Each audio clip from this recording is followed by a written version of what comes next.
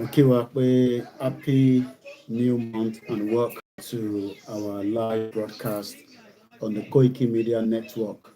1st of November 2024, and it's just coming up to 1800 hours. That's about 6 p.m. local time in London. My name is OLAYOMI KOIKI, and popularly known as Koikimedia on the social media. As Bashen sọ lórí ìkànnì wa níbí báyìí, this platform is fully dedicated for the quest and the right of the Yoruba people to self-determination. Mo kí gbogbo ọmọ Yorùbá ní gbogbo ibi tẹ́ bá ti ń gbọ́ wa. Ọ̀pọ̀lọpọ̀ àwọn ọmọ Yorùbá tó ń ní àwọn láǹfààní àti máa gbọ́ wa dáadáa. A ní nǹkan pè ní MixLR. MixLR ó fún yín láǹfààní láti lè tẹ̀lé wa lórí ìrìn àjò Yorùbá Nation tí ẹ bá ní data tó pọ̀.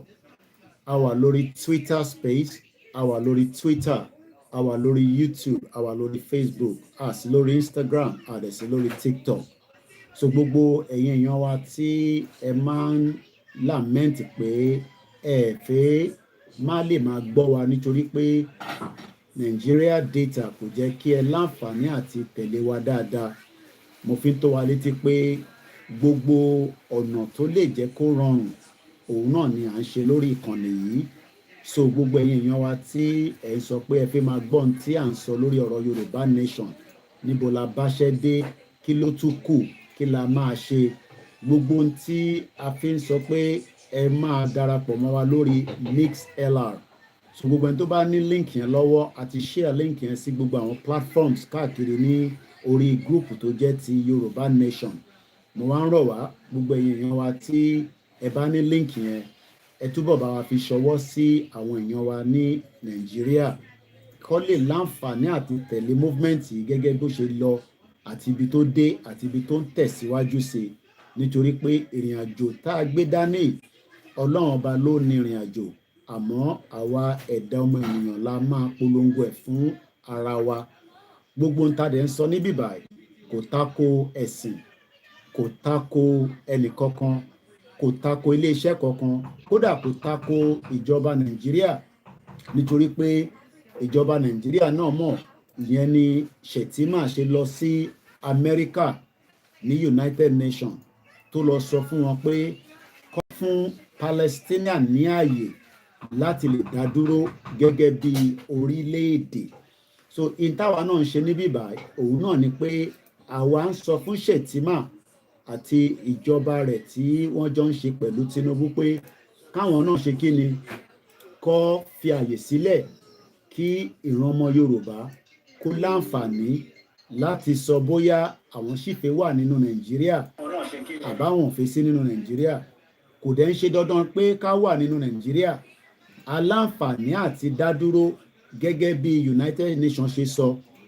Kí ló a lè ṣe láti fi dádúró? Gbogbo ẹ̀ náà la tún máa sọ lórí ìkànnì talẹ́ yìí. Bí ẹ ṣe ń wọlé ní méjì mẹ́ta, gbogbo yín náà ni a máa kí dáadáa. Àmọ́ ká tó máa kíra wa, a kí ọba Elédùmarè ní ti ìlànà tàwọn Kìrìsìtẹ́nì pé a kó oṣù tuntun. Oṣù náà á tù wá lára. Oṣù náà á jẹ́ kí ó wà lára àwọn oṣù tí a ń sọ pé ìgbésẹ̀ méjì mẹ́ta tá à ń ṣe láti jẹ́ kí Yorùbá kúrò nínú Nàìjíríà. Ọlọ́run á jẹ́ kí oṣù yìí kó wà lára àwọn oṣù náà. Gbogbo ẹni tí nǹkan oríṣiríṣi ń ṣe ní Nàìjíríà, kò sí ní ta lè ṣe sí ju pé kí gbogbo akájọ fọwọ́ kún ìrìn àjò Yorùbá Nation, ká polongo ẹ̀ fún ẹni tó ì tí gbọ́ àbẹ́ni tó gbọ́ tẹ́lẹ̀ tó ń ṣe iyèméjì pé kò sí ọ̀nà àbáyọ kankan ju pé ká ṣì wà nínú Nàìjíríà. Nàìjíríà kò sí ọ̀nà kankan nínú ẹ̀. So mo kí gbogbo wa lẹ́ẹ̀kan sí pé ká pín ètò náà, ká pe àwọn èèyàn wọlé kó lè bá wa jàǹfààní. Ìṣẹ́jú 5 ó kọjá wákàtí 6, ìyẹn ni aago tí ó lù lọ́dọ̀ tiwa, 5 minutes past. Ní Nàìjíríà ẹ wà 1 hour ahead. That means pé gbogbo aago tá a bá ń sọ níbí báyìí ó ṣeé ṣe kó má bá ti tọ̀dọ̀ ti yín lọ. A ti yí aago padà lọ́dọ̀ wa níbí báyìí. So tá a bá ń sọ pé aago báyìí ló lù, ẹ máa rántí pé aago tiwa ó yàtọ̀ sí tọ̀dọ̀ tiyín. Bí platform kan tó bá mẹ́hẹ lọ́dọ̀ tiyín, ẹ lọ sí the next platform láti lè láǹfààní àti gbọ́n tá à ń sọ lórí ẹ̀, torí pé gbogbo platform náà ni a ti ń stream. A ní channel méjì tó jẹ́ ti YouTube, a ní kan tó ń pè ní WD76, níbẹ̀ ni a ti ń gbóhùn sókè. A ní Koikimedia, a ní Facebook, a ní gbogbo platform yẹn. So lẹ́ẹ̀kan sí ẹ jẹ́ ká máa tẹ̀síwájú. Mo kí gbogbo wa pé ẹ jẹ́ kí a máa pe àwọn èèyàn wọlé ká lè jàǹfààní, ká lè dára wa lẹ́kọ̀ọ́, ká lè mọ ìdí pàtàkì àti in tí a ṣe ń sọ pé a fẹ́ Yorùbá nation. Ẹ jẹ́ àkọ́kọ́ kí bàbá wa Professor Adébánjí Akíntóyè tí wọ́n jẹ́ leader fún Yorùbá nation self-determination struggle. Ẹ jẹ́ ká kí gbogbo àwọn lẹ́gbẹ́lẹ́gbẹ́ pé gbogbo ìrìn àjò tó lúkálùkù wa ń ṣe pé ká lè tètè bọ́ kúrò nínú Nàìjíríà kó má pẹ́ kó má ju bá ṣe ń fẹ́ lọ. Mo kí YSDM, mo kí Yonkan, mo kí Mayon, mo kí gbogbo àwọn groups, mo kí Kò Gbọdọ̀ Kú, mo kí Ìfẹ́lódùn, mo kí Akíkanjú. Iṣẹ́ kan náà ni gbogbo wa ń ṣe. Ó lè ṣeé ṣe pé bá ṣe ń gbé bá ṣe ń tọ́ ló ń yàtọ̀.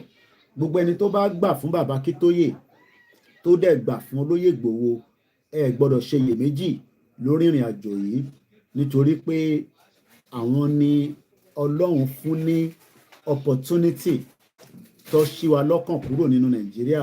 Ṣé máa jẹ́ ká ní any doubt mind pé nǹkan ń ṣe ó kù díẹ̀ káàtó. Gbogbo tó ń ṣe náà ni pé kí ó lè yá, kó má mú ìtàjẹ̀ sílẹ̀, kí gbogbo wa dẹ̀ lè láǹfààní àti kúrò nínú Nàìjíríà. Èmi mo ní tí tẹ bá fẹ́ mú wọ́ọ̀kì. So gbogbo yẹn náà la ṣe ń polongo Yorùbá nation ní gbogbo ìgbà. Mò ń bọ̀, ẹ jẹ́ àkọ́kọ́ lọ kí bàbá olóyè Ìgbòho dáadáa.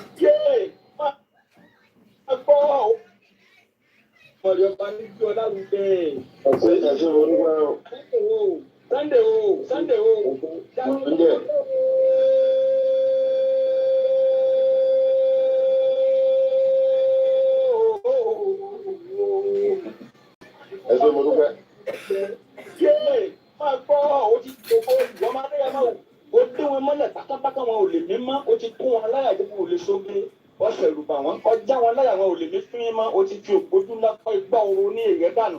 Ọmọ adé ọmọ tó ń bọ́ wọn bá tiẹ̀, ọmọ ọkọ lóògùn ọmọ àlè. Ìwọ náà bí bàbá dojú dé àfihù bí ọ̀bá ṣe sí ẹjẹ́ fọ kí ní bẹ ní ọ̀gán. Ọmọ adé ọmọ tí ń dún mọ̀wúrú bí ọ̀pá ní kọ́ pani bí ọ̀bá ní kóyé dún mọ̀wúrú. Sáńdé ọmọ adé yẹn kò ti di àlọ́ yìí. Yé ẹjẹ́ ọmọ bá mú ewé kókò tó bá lè bí ọmọ bẹ́ẹ̀ tó bá fẹ́ fọ̀yà kó máa fọ̀yà gbèrègbèrè sàǹgbọ̀rọ̀ máa fọ́ọ̀kù ẹni ọba wo pé ọmọ adé yẹn mọ́ ti di di àlọ́ yìí.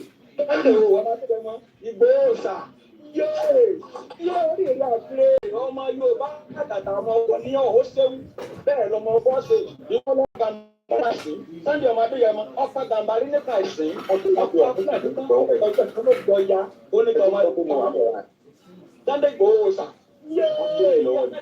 pẹ̀lú àwọn bàbá rẹ lọ òròlù ọmọ tẹ̀lá ọ̀lẹ́lẹ́lẹ́ mo sùn lẹ́ẹ̀kan ọmọ àjàtọ̀ yẹn jìlẹ̀ bí àwọn bàbá rẹ lọ mo dégù mo dà ní òde ọwọ́ di méjì bá rẹ ta àlọ́ mi di méjì bá rẹ àgàdà yín ó di méjì bá rẹ gbẹ̀ndínlógún ó kan ilà àárọ̀ bẹ́ẹ̀ ní ilé wa àgàdà lòdì àwọn ẹ̀rọ ọmọ gbẹ́jọ olóko ilé ní sọ́wọ́ àkọ́rẹ́sọ olóko ilé ní ìgbàlẹ̀ ọmọ adé yẹn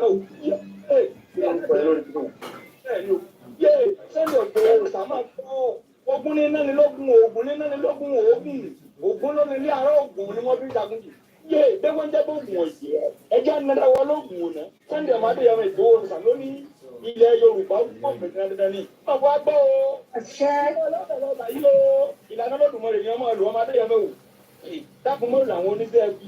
Ẹ̀tọ́ kálukú mọ̀ fèsì wọn. Orí kálukú ló gbé ọdẹ́kùn tó dùn. Wọ́n máa gbọ́ o.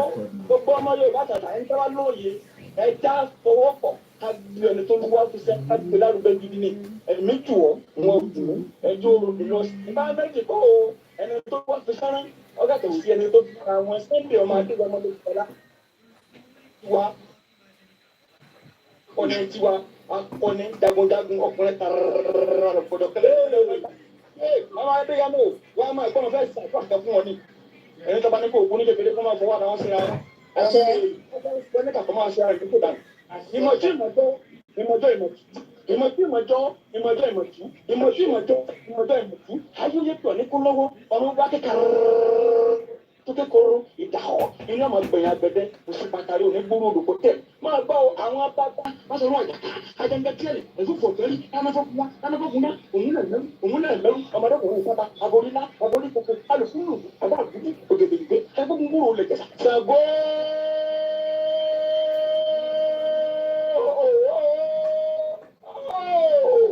agbọ́nà sọ́kọ̀ ọmọdé yẹn o ń bọ̀ ṣọ̀gbọ́ tí mo gùn láyà wáyé náà ọmọdé yẹn ìgbowó sáńpolo sí kòtìkòtì tiẹ̀ ṣe ọ̀gbárùgbàlárúgbó lọ́nùbọ̀lọ̀ rẹ̀ tó gùn láyà ọ̀sẹ̀ pé yẹn rí kẹ́ni ẹ̀ máa ń de bàbá rẹ lọ òrùkàtàrí bàbá kẹ́ni ẹ̀ máa ń de bàbá rẹ lọ alárúgbó parúmọ́ Sunday ọmọdé yẹn ní oṣù òwú kò ní gbangba Sunday ọmọdé yẹn ó ti di gbogbo ọdún ó ti wà lókè ẹ̀ ní ẹ bá ní ọjà kọ́kọ́ máa kú ni máa gbá o tó orí má bẹ̀rù ọ̀tẹ̀ mọ́ orí ní gbogbo fùrùfùrù labalábá tí wọ́n ń dìbò lẹ̀ sí Sunday ọmọ akẹ́ ọmọ Ìgbòho sà orí bí wọ́n ti ń wo sọ àkísà máa gbá o yẹ ìkọ́gbọ́ ọmọ Yorùbá àtàtà tó bá lóye akọ́dà ayé ọgbọ́ ọmọ Adéyẹmọ ní ẹja àfọwọ́tì àti yìí bẹ̀bí tó lápẹ̀rẹ̀ ẹja àfọ tẹ́lẹ̀ èmi ju ẹ̀wọ̀ òsì mi kò lè gbé wa lóde gẹ́gẹ́ fa akọ́dà ayé ọgbọ́ ẹja àtọwọ́pọ̀ ká di ẹni tó gbọ́ ọdún sẹ́ńlá lárugẹ ni ẹ máa bá wọn ní bá wọn sọ fún ọmọ bára wọn ní igi igbó sórí pọ̀ wọ́n dìgbẹ́ ẹ̀rí àwọn àgbàlagbà wọ́n ní bí orí bá dúró tọrùn inú dé ìwọ̀n tọ̀tọ̀ kan ní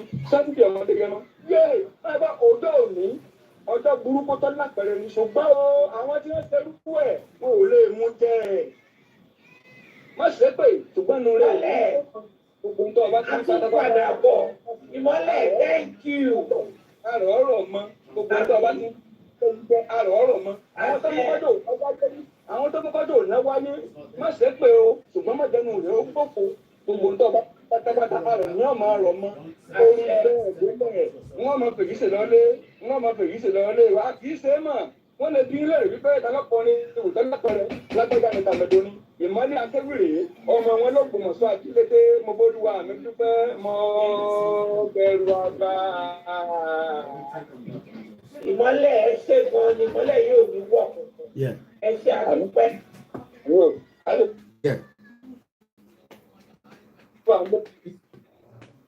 Yeah.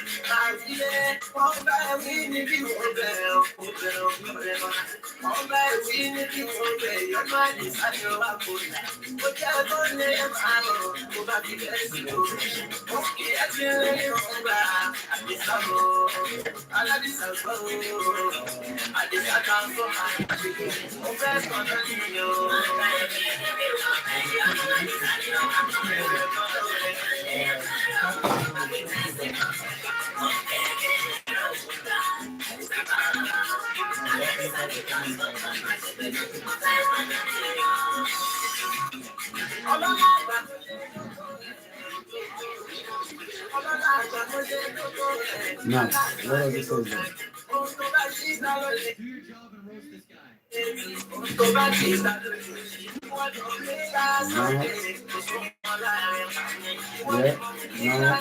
Now try and send it to send it now.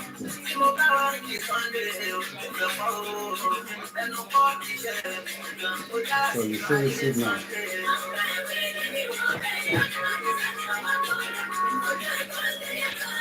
Is it coming now?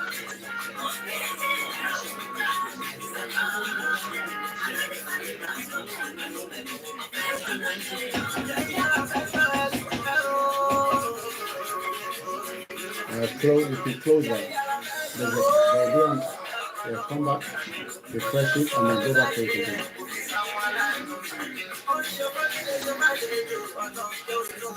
Did you receive a copy? That's it, yeah. So you can forward that now. You can forward that to Dobson.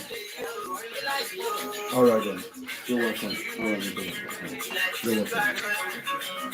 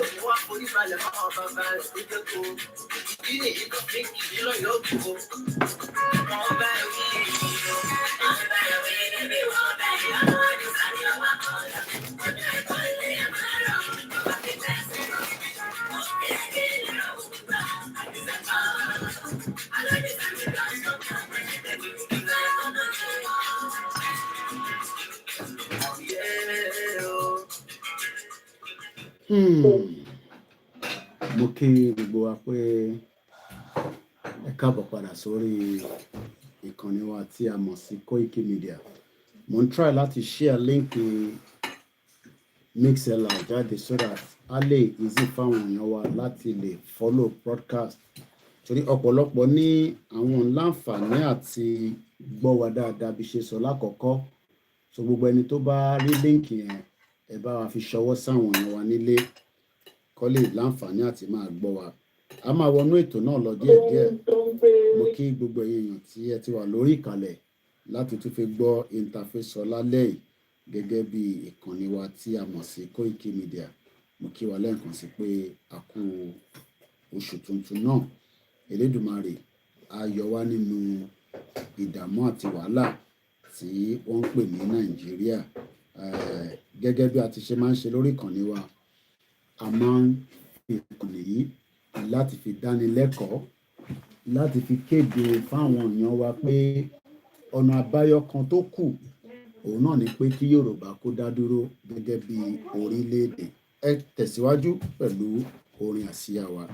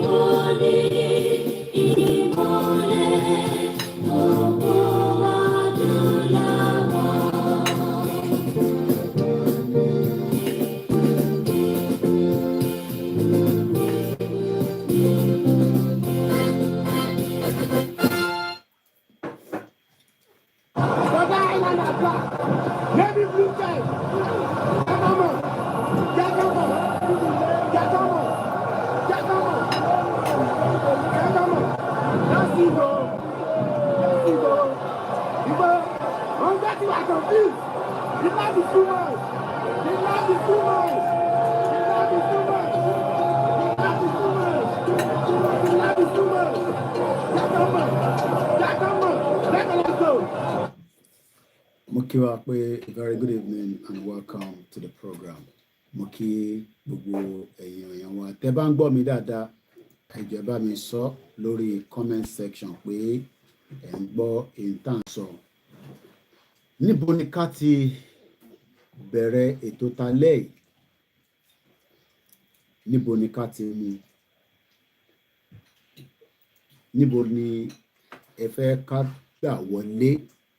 Mo kí gbogbo àwọn medias wa tí wọ́n ti wà lórí ìkàlẹ̀. Mo kí àwọn pastor wa. Gbogbo yín náà ni mò ń kí. Ẹ ṣé gan ni wọ́n ní the audio is perfect. Ẹ̀yin tẹ́ ń gbọ́ wa lórí Facebook, ẹ jẹ́ ká mọ̀ tí audio yẹn bá dáa.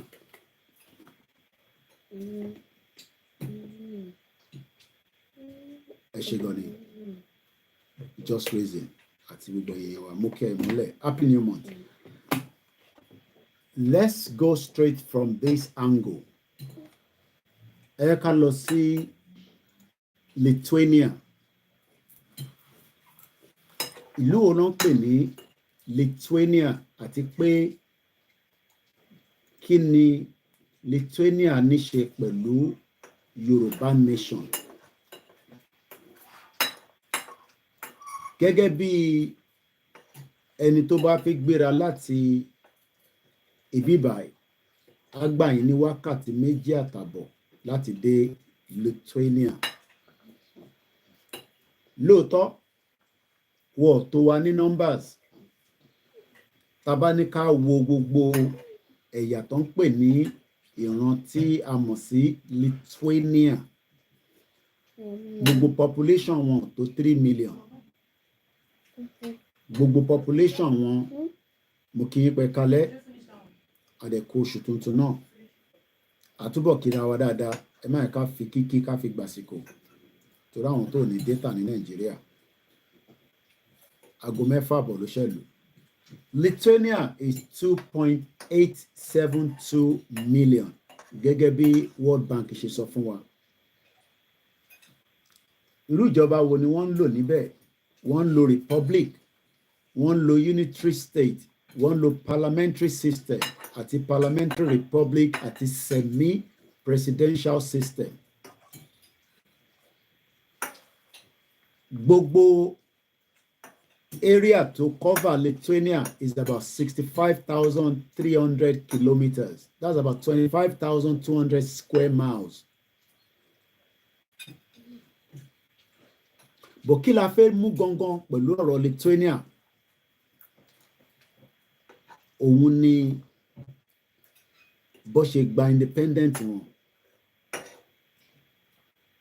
Ọ̀pọ̀lọpọ̀ ọmọ Yorùbá mọ̀ pé àti gba independent Yorùbá nation tá à ń sọ yìí ó máa wà very tedious, ó dẹ̀ máa ṣe iṣẹ́ tó pọ̀ ká tó lè gbà. But àwọn kan wà very doubtful pé a lè rí gbà àfi tá bá bẹ Ọbásanjọ́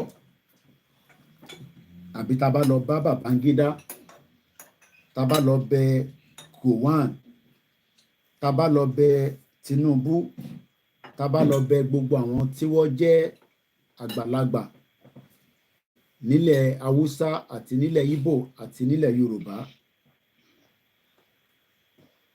But Lithuania wọ́n ṣe nǹkan kan tí wọ́n dẹ̀ fi jẹ́ àwùjọ àgbáyé lénìí. Wọ́n kúrò lára ìlú kan tó ń pè ní Soviet Union tí a mọ̀ sí Russia lénìí. Kò ń ṣe ìní ní ìlú tí ń dá dúró, kò dẹ̀ ní jẹ́ pé lọ́dọ̀ tiwa náà ni ó máa pín àbí ló máa dá dúró sí pé ìlú bá ń dá dúró.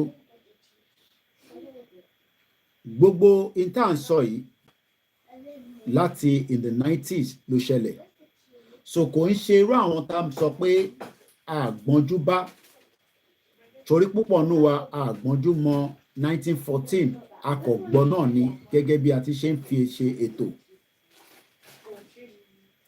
Àmọ́ tá bá ń sọ̀rọ̀ Lithuania, gbogbo nǹkan fi dá dúró kò ń ṣe in the 80s, in the 90s ni. Kódà ó kù ọdún mẹ́ta kí a lọ ṣe election tí Babangida dàrú ní 1993 ni àwọn tí ń dá dúró tó yọra wọn kúrò látara Soviet Union. Nígbà tó dẹ̀ máa yọra wọn kúrò tó fi di pé wọ́n dá dúró gẹ́gẹ́ bí orílẹ̀-èdè kan lágbàáyé lénìí.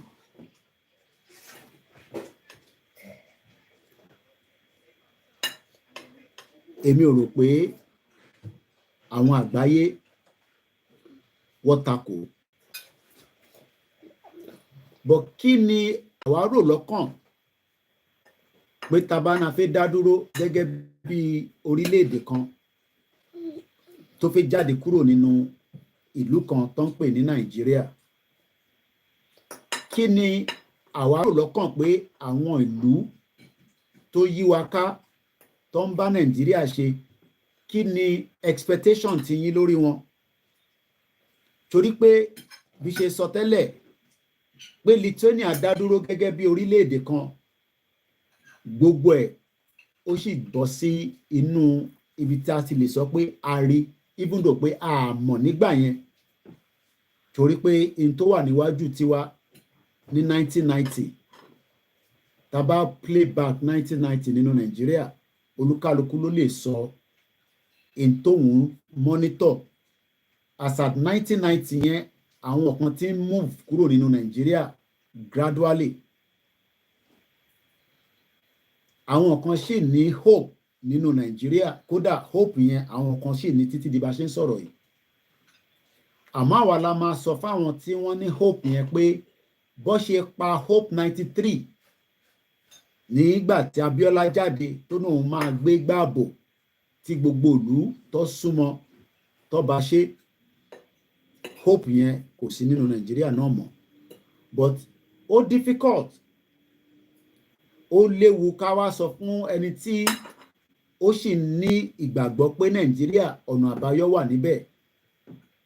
Òun mo ṣe fẹ́ mú wa padà lọ sí Lithuania. A máa sọ a bit of English, kò ń ṣe Yorùbá ní broadcast yìí, but mo kàn fẹ́ fi Yorùbá láti fi tẹ̀síwájú kó lè yí ọ̀pọ̀lọpọ̀. Lithuania tá à ń sọ̀rọ̀ ẹ̀ yìí,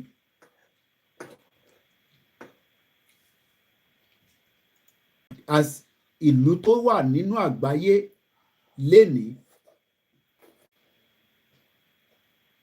tí wọ́n dẹ̀ ń ṣe ìwọ̀nba tí wọ́n lè ṣe gẹ́gẹ́ bí in tí wọ́n lè ṣe. Lithuania wà lára member of the European Union tá mọ̀ sí EU. Population wọn kò pé 3 million, 2 point gbogbo population wọn is under 2.8 million, kò pé 2.9. In tí mo fẹ́ bèèrè ni pé ṣé nígbà táwọn ìlú yìí ń pín, ṣé torí pé wọ́n kéré ní numbers ló ṣe tètè easy fún wọn? Yàtọ̀ sáwa nísìn tó yẹ pé tá bá ní ká wo numbers wa nínú Nàìjíríà, àwọn kan ní 65, àwọn kan ní kò tó bẹ́ẹ̀. Ká tẹ̀ mú pé for argument's sake pé a fẹ́ balance ẹ̀, pé gbogbo population wa nínú Nàìjíríà ní àṣálẹ́ yìí ká sọ pé 50 million. Kákọ̀ ẹ̀ ní láti agree ká put it as 50 million. Kí ló wá ń fà á tí 50 million yẹn tó ń prove difficult pé ká yọra wa kúrò nínú ẹ̀ nínú Nàìjíríà? Ṣáwọn ìlú tó pín ní 1990s ṣé torí pé numbers wọn kéré ló ṣe tètè rọrùn fún wọn, ló ṣe tètè easy, àbí àwọn náà ṣiṣẹ́ díẹ̀ kó tó di pé wọ́n lè dá dúró tí a fi ń mọ̀ wọ́n gẹ́gẹ́ bí ìlú kan lénìí, kódà tí wọ́n náà lè ṣọlidé lọ tó bá ní visa láti débẹ̀. A sì máa sọ púpọ̀ nípa ìlú náà, nípa position tó wà lénìí, but ẹ jẹ́ ká play back lọ sẹ́yìn ká ní understanding nípa ṣé ìlú tó kéré ló jẹ́ kí àwọn lè pull out quickly, àbí àwọn náà ṣe ọ̀pọ̀lọpọ̀ iṣẹ́ kó tó di pé wọ́n pull out even though pé numbers wọn was a small number. Then ṣé numbers tiwa tó pọ̀ la ṣe ń find it difficult láti tètè pull out kúrò nínú Nàìjíríà, àbí àìtí ṣiṣẹ́ débi tó yẹ ká ṣiṣẹ́ dé ká tó lè sọ pé a fẹ́ kúrò nínú Nàìjíríà? Torí a fẹ́ kúrò nínú Nàìjíríà kò ń ṣe ọ̀rọ̀ iṣẹ́ ẹjọ́ kan, kò ń ṣe ọ̀rọ̀ iṣẹ́ ìjọ́ méjì. A ti wà lẹ́nu ẹ̀ nísìn, ó ti ń lọ pé ọdún 4, kò tí ì pọ̀dún 5. Lóòótọ́ àwọn kan náà náwọn ti ń jàjà pé kí Yorùbá dá dúró léye ọdún táwọn náà máa kà á. Tàbá ní ká ka ti tọ̀dọ̀ tiwọn àti tọ̀dọ̀ tiwa, a ti máa sọ pé wọ́n ń pètò pé kí Yorùbá dá dúró gẹ́gẹ́ bí orílẹ̀-èdè. Kò ń sọ̀rọ̀ restructure ni mò ń sọ, kò ń sọ̀rọ̀ regional. Ká sọ pé give and take, ó ti ń lọ pé 10 years. Now, tí ẹ̀yin bá wá jókòó gẹ́gẹ́ bí onílàákàyè, ọdún mélòó lẹ́yìn rò pé ó gbọ́dọ̀ jẹ́ ló gbọ́dọ̀ dì ká tó lè sọ pé a fẹ́ pull out kúrò nínú Nàìjíríà? A fẹ́ tó how many years? A dẹ̀ ti lò 10 years already. Ọdún 4 tọ̀dọ̀ tiwa pẹ̀lú àwọn tí wọ́n ní wọ́n ti ń pariwo wọ́n fẹ́ country, ká tẹ̀ sọ pé àwọn náà ti ń pariwo for the last 6 years. So ká lo 6 years tiwọn, ká lo 4 years tiwa, ká dà papọ̀, ó di ọdún 10. Now, ọdún mélòó lẹ rò pé ó ṣì kù tá need ká tó lè completely put ourselves together láti pull out of Nigeria? Àti pé kí ló ń fà á tó ń slow it down? Bí ṣe sọ, ṣé numbers wa ló pọ̀ jù, àbí numbers tí wọn tó kéré ló jẹ́ kó tètè pull out? I find out nínú discussion talẹ̀. So màá gbé wa padà lọ sí a bit of history, because gbogbo ẹ̀yà tí wọ́n dá sáyé yìí oríṣiríṣi ni. Bó ṣe dá wa kọ́ ló dá wọn ẹlòmíì, bọ̀ wọ́n dá wa gẹ́gẹ́ bí ìran kan kó tó di pé wọ́n yí ọwọ́ padà. Ìbéèrè tí ẹnìkan béèrè ní bíbá tí mo rò pé ẹ̀yin náà fẹ́ máa béèrè lọ́kàn yín ni pé kí ni wọ́n ń pe Lithuania kó tó di pé before ká sọ pé before 1918 ṣe mọ̀ pé nísìn lọ́dọ̀ tiwa náà nísìn tá a bá playback sẹ́yìn a máa sọ pé nǹkan kan ló ń pe ìran Yorùbá kó tó di 1914 but kí ló ń pe àwọn náà before 1918 gẹ́gẹ́ bí a ṣe gbọ́ after the dissolution Lithuanians lived under the rule of Russian Empire until the 20th century. That means pé ní gbogbo bí Ọlọ́run, I am talking about whatever Ọlọ́run tó bá believe, but gẹ́gẹ́ bí àwa ṣe gbọ́ pé bó ṣe dá wa gẹ́gẹ́ bí lineage tiwa ni mò ń sọ nísìn, mo ò sọ lineage tẹlòmíì, mo ò mú lọ sí lineage ẹ̀yà míì, lineage tìran tiwa ni mò ń sọ. Àwa náà gbọ́ nínú ìtàn pé a ní empire. So in tó bá mú tá à ń gbọ́ pé after the dissolution, kí ló ń pè ní dissolution? Ó wà lára language, ó wà lára èdè, ó wà lára ọ̀rọ̀ tá à ń sọ léde pé dissolve Nigeria, dissolution of Nigeria. So kò ń ṣe lénìí ni àwọn kan tí ń ṣe dissolution. But bí a ti ṣe gbọ́ pé after tí wọ́n dissolve or after the dissolution, Lithuanians tí wọ́n wá ń gbé lábẹ́ òfin Russia Empire, ṣe mọ̀ pàwọn náà ní àwọn tó ń gbé lábẹ́ wa nígbà tá a jẹ́ Ọ̀yọ́ Empire fáwọn tó mọ ìtàn dáadáa. Ṣe mọ̀ pé níjọ́ náà lọ́hùn àwa náà Empire ni wá, àwa náà máa láwọn tá à ń capture as an empire. Ìyẹn ló ṣe sọ pé our span lọ títí dé to Ghana, Togo, Sierra Leone, ẹ̀ka wa lọ káàkiri. Tàbádẹ̀ wo reason tẹ́ka ṣe lọ káàkiri, ó ṣeéṣe bóyá ìjà ni a fi gba wọn bẹ̀ yẹn or a settle down síbẹ̀, but a mọ̀ pé Ọ̀yọ́ Empire was a massive empire. So the word empire òun ni wọ́n ń lò ní ọjọ́ náà lọ́hùn. Ẹ máa gbọ́ kinní kan empire.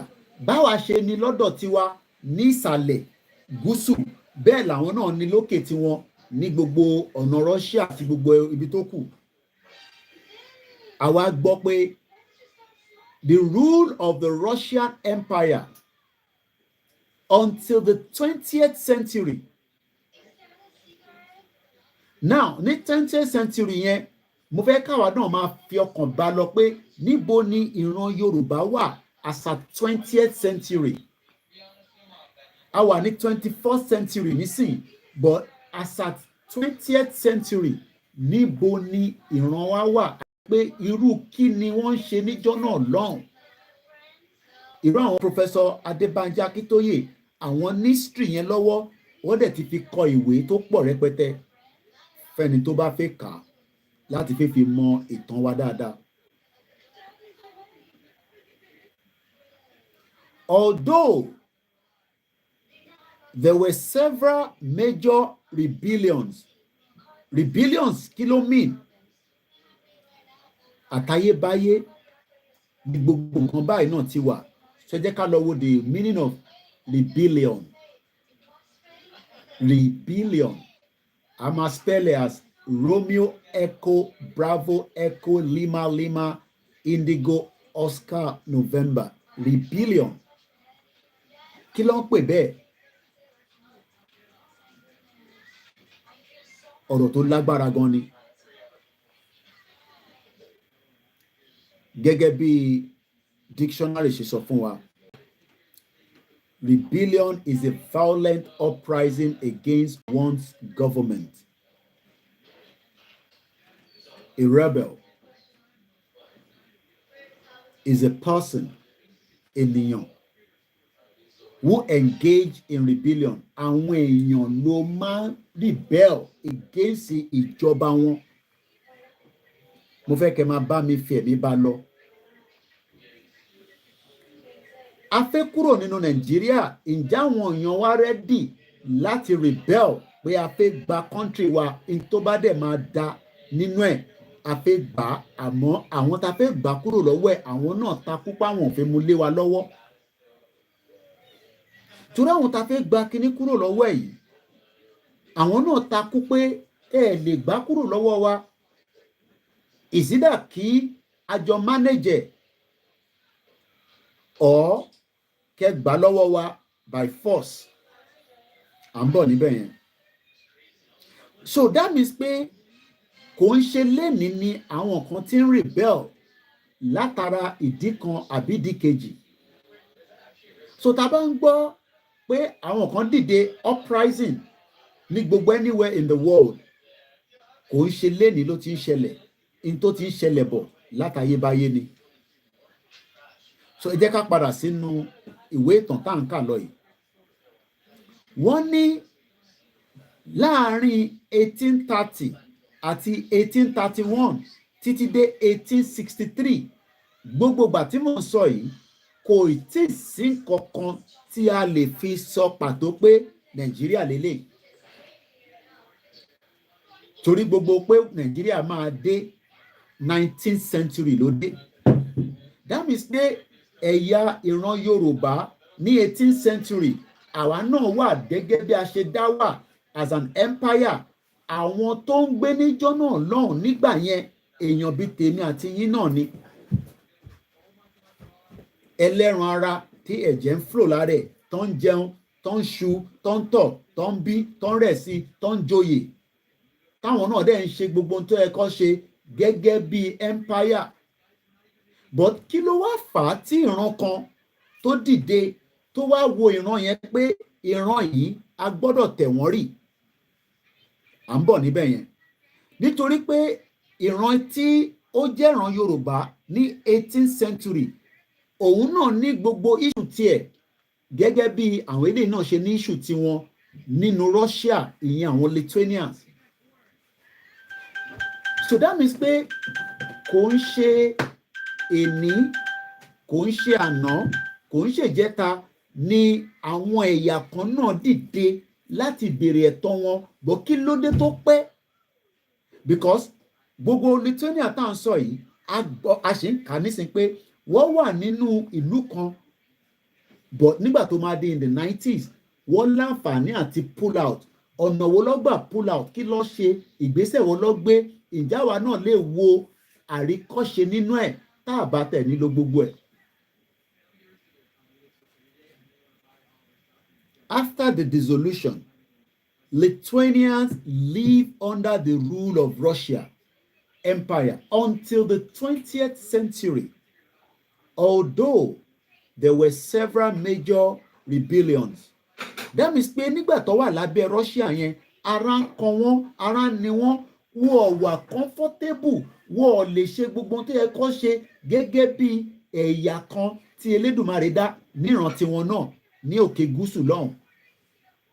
Ìyẹn la ṣe ń wò pé ǹjẹ́ táwa náà bá gbé àwọn ìgbésẹ̀ tó yẹ ká gbé ní àsìkò, àti pé ṣé torí pé numbers tiwa ó pọ̀ ló ṣe ń pẹ́.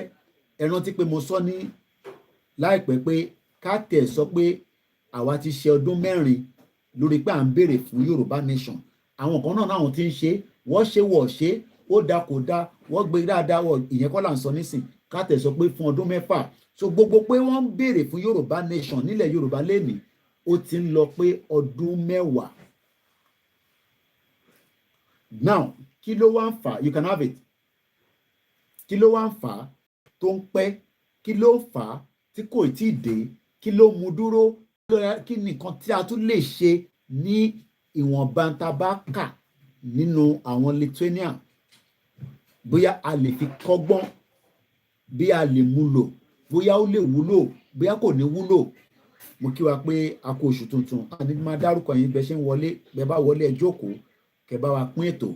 Ìyẹn la need. Kò ń ṣe dandan ni pé ká dárúkọ anybody. Tá bá ń dárúkọ a fi ń pọ́nra wa lé ni. Tá bá wà lórí ètò àwa ṣeré ní bíbà. Tá bá fẹ́ ṣeré o lè tan orin sílẹ̀ ká máa jó ká máa yọ̀. Torí mi ò mọ tá à ń jó fún, mo mọ tá à ń yọ̀ fún nígbà tí a wà nínú wàhálà àti ìdààmú. Àsìkò eré ọ̀tọ̀, àsìkò máa ṣàlàyé nǹkan tó gbọ́dọ̀ yé wa torí pé nígbà tá a bá ti ń ṣeré tó pọ̀ jù ẹ̀mí àwọn èèyàn á máa kúrò látara ta ní àwa sọ̀rọ̀ lé lórí. Mò ń gbé wa padà lọ sínú Lithuania tí a gbọ́ pé lénìí tí a sì máa fúnra wa ní numbers statistics àti pé báwo ló ṣe ń ṣe sí. But kó tó dé pé ká tó lè máa sọ bó ṣe ń ṣe a kọ́kọ́ gbọ́dọ̀ padà sẹ́yìn láti lọ mọ ìrìn àjò wo làwọn rìn títí tí wọ́n fi lè dá wà lénìí tó fi di pé èmi àti ẹ a fẹ́ lọ bá wọn láti lọ gbé níbẹ̀ láti kàwé níbẹ̀ kódà bóyá a lè gbàwé níbẹ̀. tó èmi ò mọ reason tá a ṣe kúrò lórílẹ̀‐èdè tiwa tá a wá ń sá káàkiri torí a fẹ́ lọ gba ìwé kan tó ń pè ní document. Kí ló dé tí document ìlú kan wà valuable tí tìlú kan wà valuable kí ló ń fà á àti pé ṣé a lè dá padà? Òun ni ara ìdí tá a ṣe ń pètò fún Yorùbá nation. Now nígbà tó di 16th of February àti bọ́ sí 19th century ní 1918 ọdún mẹ́rin nígbà tí wọ́n dá ilé iṣẹ́ lẹ̀ tó ń pè ní Nàìjíríà ìyẹn àwọn monarchy system Britain. 1914 Lithuania was re-established as a democratic state. Now ẹ jẹ́ ká lo Nigeria as an example.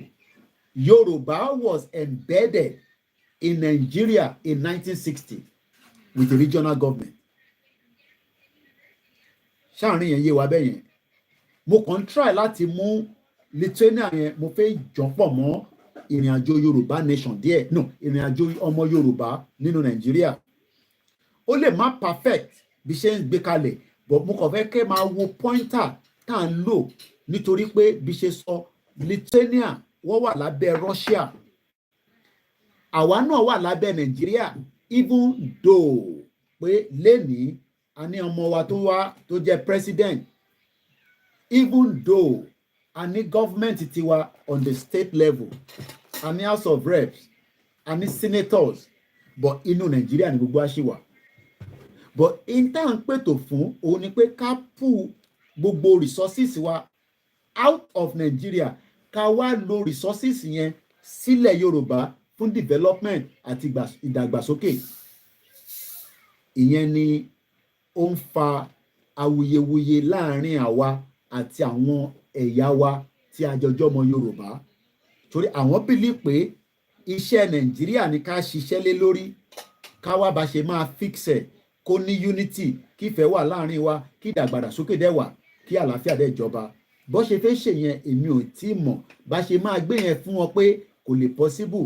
Òun náà ni ìrìn àjò Yorùbá nation ta lẹ́ẹ̀ túbọ̀ sí ní oṣù kìíní the first day nínú oṣù November. Now ẹ jẹ́ ká túbọ̀ tẹ̀ sínú history Lithuania yìí díẹ̀ torí gbogbo nǹkan ló ní history tiẹ̀. A máa ka history wọn báwọn náà ṣe ní history làwa náà ní history. Olúkálùkù ni ẹ̀dá tó dá ló fún history. Ó wá kù bóyá a fẹ́ maintain history wa kó máa tẹ̀síwájú ká lè máa dára wa mọ̀ gẹ́gẹ́ bí ẹ̀yà tó wà ní orílẹ̀-èdè tiẹ̀ àbí ká kọ fún history yẹn pé history wa náà lélẹ̀ bó bá ṣe wà ní Nàìjíríà ó tẹ́ wa lọ́rùn. The history of Lithuania dates back to settlement founded about 10,000 years ago. But the first written record of the name for the country dates back to 1009 AD. Now, those are numbers that I want us to work with. Mo fẹ́ ká ṣiṣẹ́ pẹ̀lú because tá a bá ń sọ̀rọ̀ numbers, a máa rántí pé àwa náà wà tá a bá ní ká wo ẹ̀yà wa, we are dated back more than 10,000 years tó ń sọ yìí. So kí ni a lè ṣe ká fi padà síbẹ̀ bí Lithuania ṣe padà? Òun ni mo fẹ́ arrive lé lórí in case tó bá jẹ́ pé ẹ bá ti ń get lost láàrin méjì lórí program tálẹ̀ yìí. In tó lè mú Lithuania tó fi padà sí ibi tí wọ́n fẹ́ wà, ǹjẹ́ àwa náà ready, ìjà ṣetán, ìjà lè gbé àwọn ìgbésẹ̀ tí a lè fi wo báwọn ṣe ṣe ká kọ̀ lo díẹ̀ nú ẹ̀ ká lo mẹ́ta nú ẹ̀ ká dẹ̀ dá tiwa pọ̀ mọ́ gẹ́gẹ́ bí Ọlọ́run ṣe dá wa tó dẹ̀ fún wa ní ọpọlọ àti ìmọ̀ àtòye. A ti mọ̀ nísìn pé history tiwọn náà ó padà sẹ́yìn títí dé 10,000 years. Now ṣé ọmọ Yorùbá fẹ́ jẹ́ ká sọ history tiwa náà nù or ká manage history yẹn nínú Nàìjíríà àbí ká lọ dá dúró as an independent Yoruba country with our own official history? Because the more we remain in Nigeria, our history will remain embedded underneath Nigeria. And that is the difference between having an independent country and remaining inside one country that was never meant to be but a business center called Nigeria. Let's go further. Lithuanians, one of the Baltic peoples, àwọn ló ń pè bẹ́ẹ̀, ẹ̀yà kan ni wọ́n, gẹ́gẹ́ bí àwa náà ṣe ń pera wa ní ẹ̀yà.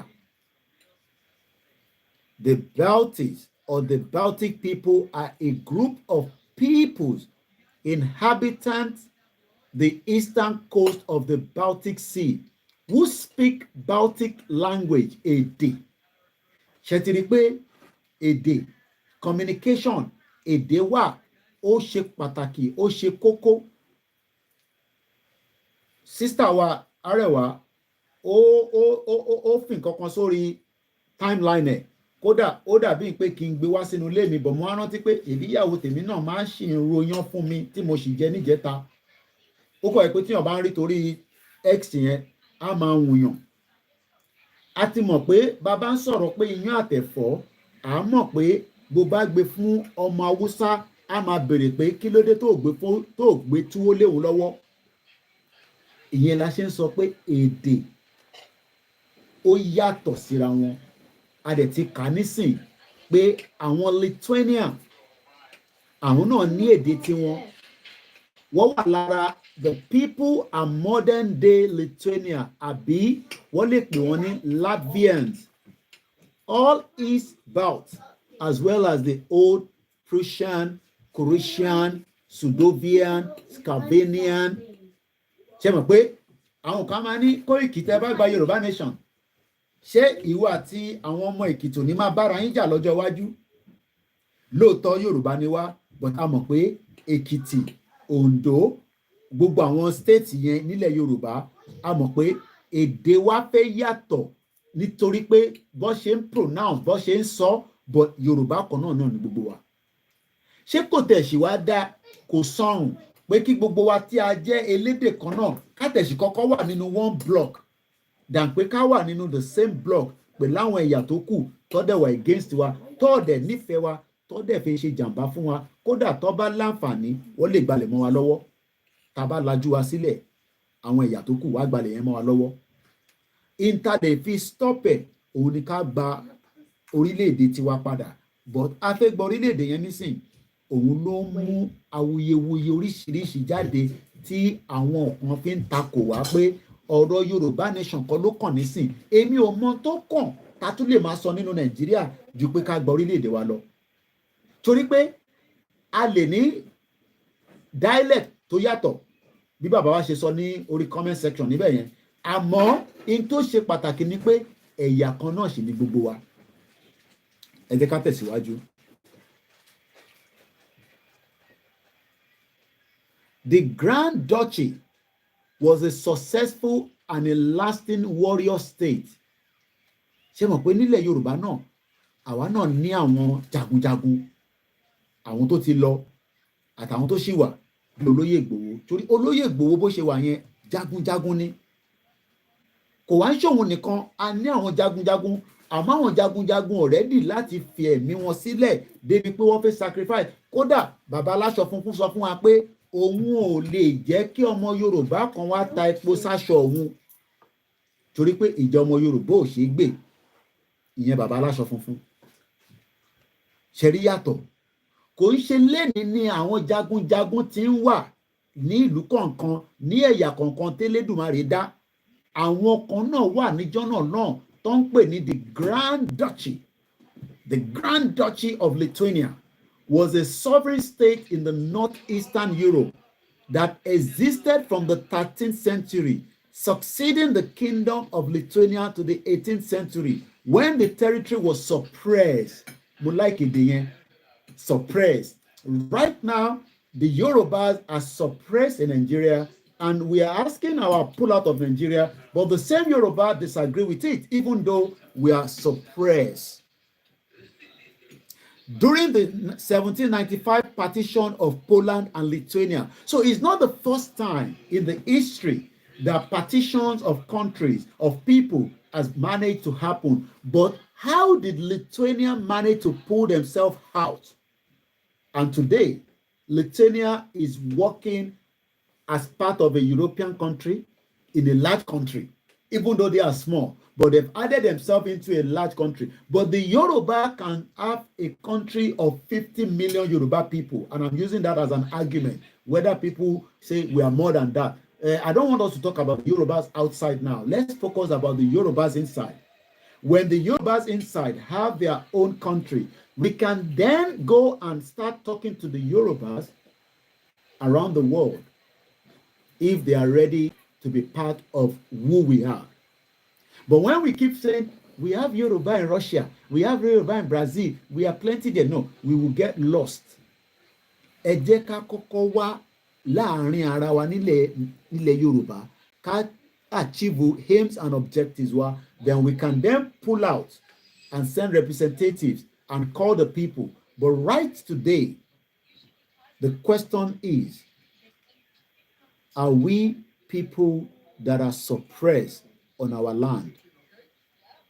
And what is the meaning of the word suppress? Tabani suppress. Are we suppressed? And if we are suppressed, how do we unbundle that suppression? Let's first look at the meaning of suppress.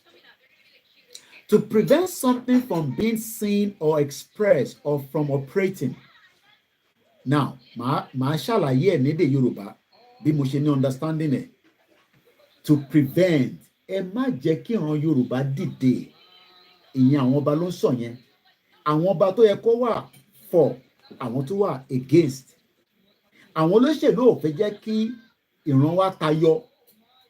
Ká máa rí ìjàmbá, ká máa gbọ́ pé èèyàn lọ sí hospital kò sóògùn. Àmọ́ Akérédolú lè lọ sí Germany kóun lọ gba treatment torí òun ò fẹ́ kú, ikú padà pa náà ni. Ajímọ̀bí náà fẹ́ kú, ikú padà pa náà ni. Bùrújì Kàṣámù kò fẹ́ kú, àmọ́ ikú padà pa náà ni. Ikú máa pa èmi náà, ikú máa pa Tinubu, àmọ́ ikú ò lè pa ìran Yorùbá àfi kí gbogbo wa ká jọ ṣiṣẹ́ yìí. Torí tá a bá jọ ṣiṣẹ́ yìí, ikú tá à ń sá fún, èèyàn máa sùn kò ní jí mọ́, wá dẹ̀ ní ó dẹ̀ ṣì wà lórí program lánàá náà. A sì gbọ́hùn Kóìkì lánàá, ikú lóró. Ìyá wa Janet Fashakin kò wù wọ́n kọ́ kú, àmọ́ ikú padà pa wọ́n. I hope you understand. I am not using it as anything bad. I am just using it as a phrase. So Yorùbá tó ń sá fún ikú, ikú máa padà pa ẹ̀. Ó lè jẹ́ bí ṣe gbé ọ̀rọ̀ yẹn kalẹ̀ ló dàbí pé wà harsh, kò harsh. Ikú máa pa èmi, ikú máa pa wọ́, ikú máa pa gbogbo wa. Kí la wá ń sá fún tá a fẹ́ ṣe tó yẹ ká ṣe as ẹ̀yà tó jẹ́ kó wà ní limelight tó wà láyìí. Wọ́n bí Amẹ́ríkà dá kó kọ̀ lọ rọ́ọ̀lù North Korea níbi tí ilẹ̀ ṣúdé lálẹ́ yìí. Kò ń ṣe pé Amẹ́ríkà ò tó bẹ́ẹ̀ láti rọ́ọ̀lù, bọ̀ tó bá rọ́ọ̀lù àwọn náà mọ tó máa rọ́ọ̀lù wọn. Now kí ló dé tí ẹ̀yà Yorùbá táwa ń sá fún ogun? Nítorí pé àti ja ogun kọ́ ló ń ṣe wá, but àti lè mo ń wá èdè tí mo fẹ́ lò bẹ́ẹ̀ yẹn, àti gbé kalẹ̀ pé ogun lẹ́kàn dárúkọ yìí, but wọ́n ti gbàgbé pé àwọn kan náà ja ogun ní àwọn ibì kan, kódà wọ́n parákùnrin yẹn ní Grand Duchy of Lithuania. Báwa náà ṣe ní àwọn jagunjagun nílẹ̀ Yorùbá, olóyè jẹ́gẹ́ bí ìkànnì wọn. Olóyè wa ń sọ pé ẹ̀mí òun kò ń ṣe pé kò jọ lójú. Ta ló máa sọ pé ẹ̀mí èèyàn gbọ́dọ̀ jọyàn lójú nígbà tó ń ṣe wèrè gan mọ̀ pé ẹ̀mí òun ó wà important. Tó bá rí mọ́tò á yẹ̀ fún, ìwọ lọ sóní kólóbó níbi tí psychiatric wà, wàá mọ̀ pé wèrè mọ̀ pé trailer ń bọ̀, ó máa sá sẹ́yìn díẹ̀ kí trailer kọjá kó má bàa rọ́lú òun, even though pé ó ní mental problem. Kí ni wá fà á tí ẹ̀yà Yorùbá, the beautiful people, the most loved people, the most educated people, but we are suppressed. And we are now asking people that let us unsuppress our lives out of Nigeria. And we are now having issues within ourselves. Àwa ń rí àwọn kan wọ́n ń takò, ara àwọn kan àwọn tẹ̀ náà wọ́n ti ṣe tiwọn tán, even though wọ́n ṣì wà suppressed. Because I don't know how people say àti wà nínú country, but they are still being suppressed by the Nigerian police, by the Nigerian security. And I wanted to put on this to start the program. But a máa dàbí gbogbo gbà pé ṣé bí ogun ló máa ń ṣe é Koiki, ẹ jẹ́ ká di eléyìí ká fi change dimension. Now, in tí mo dé nísìn ìjọba Yorùbá lọ́jọ́ iwájú, mo fẹ́ jẹ́ kó ní security tiẹ̀, tí ta bá rí wọn tínú wa máa dùn, inú wa máa dùn sí wọn. Èèyàn mélòó nínú ẹ̀ ń dùn sí Nigerian Army lénìí? Èèyàn mélòó ló lè fọwọ́ sọ̀yà pé tó bá rí Nigerian Army pòkàn rí inú ẹ̀ ń dùn sí wọn? Torí pé ó mọ̀ dájú pé wọ́n ti suppress wa, even though pé kò èyí tó rí yẹn kò ṣe pé ó fẹ́ suppress ẹ̀, kódà ó fẹ́ bẹ́ẹ̀ ṣeré ni, ó fẹ́ bẹ́ẹ̀ rẹ́rìn ni, but for the fact that ó ti gbọ́ tẹ́lẹ̀ rí pé wèrè ní sójà Nàìjíríà, àwọn máa ń wà as an evil against the citizen lọ́ ṣe lọ pa àwọn ọmọ EndSARS. Because how will the military leave their barracks heading towards a peaceful protest because the people have not become a rebel? Because a rebel is different from protesters. Self-determination campaigners are not rebellion people yet. But if we continue to tell our representatives that let us sit together on a roundtable discussion and let us discuss the issue of self-determination, and they continue to push us aside, you will end up having rebels within Yoruba land, and it will be very tough and difficult to operate as a government on the state. But right now, we have not crossed the hurdle to become a rebellion people. We are self-determination that believe that the right will be respected, the inalienable right, and we can talk to each other. Whether it's my governor, he's still my governor, Dapo Abiodun. I might not agree with him. I'm from Ogun State, and I have the right to question him. But what I'm saying to Dapo Abiodun is, your life is limited, but the Yoruba that we are asking for will exist after the death of Dapo Abiodun and even me. But we pray for long lives, because we will all end up dying àsìkò ìgbà ló yàtọ̀ síra wọn. So what is the reason why Dapo Abiodun is preventing something from being seen? We saw Ìbùkúnlé Amósùn, rather than allow Yoruba people to shine, he sold us to China. And we saw how the Chinese manipulated and say, well, you disrespected us as a Yakon. We will make sure that the world knows and disgrace you. And they did so by ending to put Tinubu's presidential jet almost being sold off. I'm sure many countries were begging China not to do so. So you can see the difference of why we are saying that. Why would a particular indigenous people that we continue to proud of ourselves, of our history, of our culture, of who we are, that have been existing for date back to more than 20,000 years, but we refuse to be left alone because we have the Yoruba elite, the Yoruba governors, the monarchy system of King Charles that continue to tell us that we are part of Commonwealth, but King Charles cannot tell the British government to give us visa to come to UK. Do you see the fraud? King Charles refused to tell Sir Kistama, the one that we gave the letter through Oloyegbowo, that the Yorubas wants to have their country or allow them to visit UK without a visa. Because we know that they will not allow such to happen because we have not yet become a rebellion. We are still talking until we are armed. Then they will understand that the game will change. But since we are not yet armed, ní ìjọ́ tá bá ti bẹ̀rẹ̀ sí ń gbé ìbọn tí a gbé dání sójú títì ní Lagos State, ní Ogun State, ní Kwara State, they will then understand that the game has changed. And it will get to that stage if they refuse to have a dialogue. There's no doubt about it in my mind. Gbogbo ìbọn tó lúkàlùkù kọ̀ tọ́jú pamọ́ káàkiri a máa kó sójú títì. A máa kó bọ́n yẹn sójú títì. A wá bi British pé bóyá bàbá lákù ìyá wọn ló ní ilẹ̀ Yorùbá ní àbáwa. A bi America pé bóyá bàbá lákù ìyá wọn ló ní ilẹ̀ Yorùbá àbáwa. But we are saying that for peace to reign, you cannot suppress us and then continue to tell us that just take out of what we have.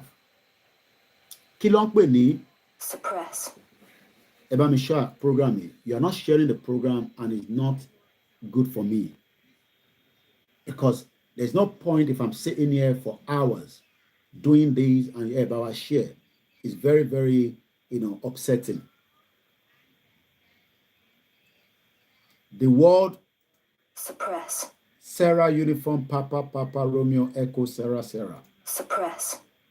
Forcible put an end to. The Yorubas in Nigeria are suppressed by the English, by the Chinese, by the Indians, by the Lebanese, by the Yoruba elite. What do we do to stop this suppression? Some say go and vote. Just vote for your candidate. Vote for your candidate. And then you will be able to get your representative to talk about Yoruba nation. Do you think that Benga Daniel, do you think that Honorable Senator Benga Daniel would allow the Yoruba right to self-determination to be put on the Senate floor? We are not saying he agree with us. Can he just say that Yoruba under Professor Adebanji Akintoye, and maybe not all the Yorubas, but some Yorubas are demanding, requesting their right to self-determination? Do you think that Benga Daniel, the current senator representing somewhere from Abeokuta South or wherever he's representing, will do that? Put it in the comment section. Do you think that Benga Daniel will do that? Do you think that Ibikunle Amosun, that ruled Ogun State for 8 years, would tell on the Senate floor that the Yorubas wants to go? Odimeji Abi, I'm using Ogun State as my case study so that Komaba Dijale pe how she just state tèmi ló lọ ń dárúkọ. Do you think that Yayi, that was a former senator in Alimosho but ran to Ogun State because he's also dreaming to become the governor in 2027 after tí eléyìí tó ń pè ní Dàpọ̀ Abíọ́dún ṣetán, because eléyìí Dàpọ̀ Abíọ́dún is on his last lap. But all these individuals, criminals, politicians, you know what they are doing? They are preventing Yoruba from being seen or expressed or from operating. Let me give you an example. We all have device. You're watching me with a device. Call to Walenkan. I was helping that caller to resolve something over the phone. And I'm grateful that with my little knowledge of IT, I was able to help him resolve the problem. Now, if something failed to work, as an example, this is your mobile phone. Most of us now, kódà tá bá wọ toilet, ìgbọ́n ẹlòmíì máa ń gbé dání sínú toilet. Bóyá kí nǹkan tó bá ring kó lè gbé kọ́ọ̀lù yẹn. Bóyá tí nǹkan bá fẹ́ jábọ́ nídìí ẹ̀ kó lè fi fóònù yẹn kó fi yà, as an example. Ẹlòmíì ń gbé wọ toilet, ẹlòmíì ń gbé wọ bathroom, ẹlòmíì ń gbé wọ kitchen. Nínú ẹ̀ náà, à ń kó germs oríṣiríṣi bá ṣe ń move ẹ̀ káàkiri. À ń mú lórí bus, kódà ẹlòmíì á ṣe pickpocket wá yọ ọmọ ẹ lára. one ṣe pickpocket in the UK. But let's ask the question, should this phone in front of me, for whatever reason, stop working? Because the operating system on it failed. But how do I know that it has failed when I am not a technician? Mo fẹ́ ká mú pointer bẹ̀yẹn dání. How do we know that Nigeria has failed? As you, èyí tẹ́ ń go wa, èyí tẹ́ ń follow wa, at what point do you know that Nigeria has failed? Or maybe it has not failed, or it has failed, but it's just because we have corrupt leaders. Because that is the argument of many Nigerians, that it is due to the fact that we have Tinubu, is an old bagger, is a criminal. I'm just because that's the kind of word you like to hear. But it's not only Tinubu that's a criminal. Every politician from the southeast are all olórí burúkú bomb bastard criminals. Báwọn ṣe ń ṣẹ́ṣó lọ́dọ̀ tí wọ́n lọ ń fi ara wọn mujẹmujẹ, and they're not going to support Biafra as well. So don't think that because we say Tinubu is a criminal, that the northerners that are Fulanis like Ganduje, Yaya Bello, and El Rufai, and even the Sultan of Sokoto, the bomb bastard that Ooni of Ife gbọ́dọ̀ sọ pé Yoruba nation kó declare lálẹ́. But like I said yesterday, Ooni of Ife probably is scared of something that we don't know. Because we don't know the relationship that we have with Sultan of Sokoto, that Ooni of Ife cannot tell him to, let me not use the word, it's not a word that I can't use, but I just say to, Ooni should tell Sultan of Sokoto to back her off. Yoruba will pull out and nothing would happen. Tó bá máa dìjà, Ooni sọ fún wa kó máa dìjà, kó lọ prepare wa, ẹni tó bá máa sí gbẹ́rẹ́ látòkè désàlẹ̀ láti fi defend ilẹ̀ Yorùbá, àwa kan ready. Because ẹ̀yin ò fẹ́ fi ẹ̀mí yín sílẹ̀, but ẹ fẹ́ jẹ́ kí Ìgbòho fi ẹ̀mí ẹ̀ sílẹ̀, àbí bẹ́ẹ̀ kọ́? Yoruba people. Ìgbòho máa báṣẹ́ ẹ lọ, Ìgbòho máa báṣẹ́ ẹ lọ, iṣẹ́ ẹ máa ń tẹ́ wá lọ́rùn, Ìgbòho máa bá. Èèyàn mélòó ló lè fi ẹ̀mí ẹ̀ sílẹ̀ bí Ìgbòho ṣe fẹ́ fi ẹ̀mí ẹ̀ sílẹ̀? Èmi fẹ́ fi ẹ̀mí tèmi sílẹ̀, ṣé ìwọ náà fẹ́ fi ẹ̀mí ẹ̀ sílẹ̀? Àbí gbogbo wa là ń wálé ayé yìí. Ọkọ̀yà nìyẹn nísìn, bó ṣe lówó tó bá fún lẹ́ran mẹ́ta jẹ lálẹ́, kò ní sùn tílẹ̀ máa fi mọ́ bí bàbá yẹn ṣe dàgbà tó lówó tó. Ẹran yẹn á máa dà á láàmú, ìyẹn ló ṣe máa sọ pé dádì ẹ lè máa jẹran bí ìgbà tẹ́ wà ní kékeré mọ́. Vegetable ni kẹ́ máa jẹ, kẹ́ lè lo tọ́ílẹ̀tì kí ìgbẹ́ lè jáde lára yín, àbí bẹ́ẹ̀ kọ́? But irú ìyàwó ẹ̀ tó ń dán bẹ́rẹ́bẹ́rẹ́ yẹn, ṣe fi pé irú ìyàwó ẹ̀ fẹ́ jẹ́ kí Yorùbá kó dá dúró? Ìyàwó Ọkọ̀yà ni mò ń sọ. Ṣe fi pé Délé Mọ̀mọ́dù ṣó fẹ́ jẹ́ kí Yorùbá kó dá dúró?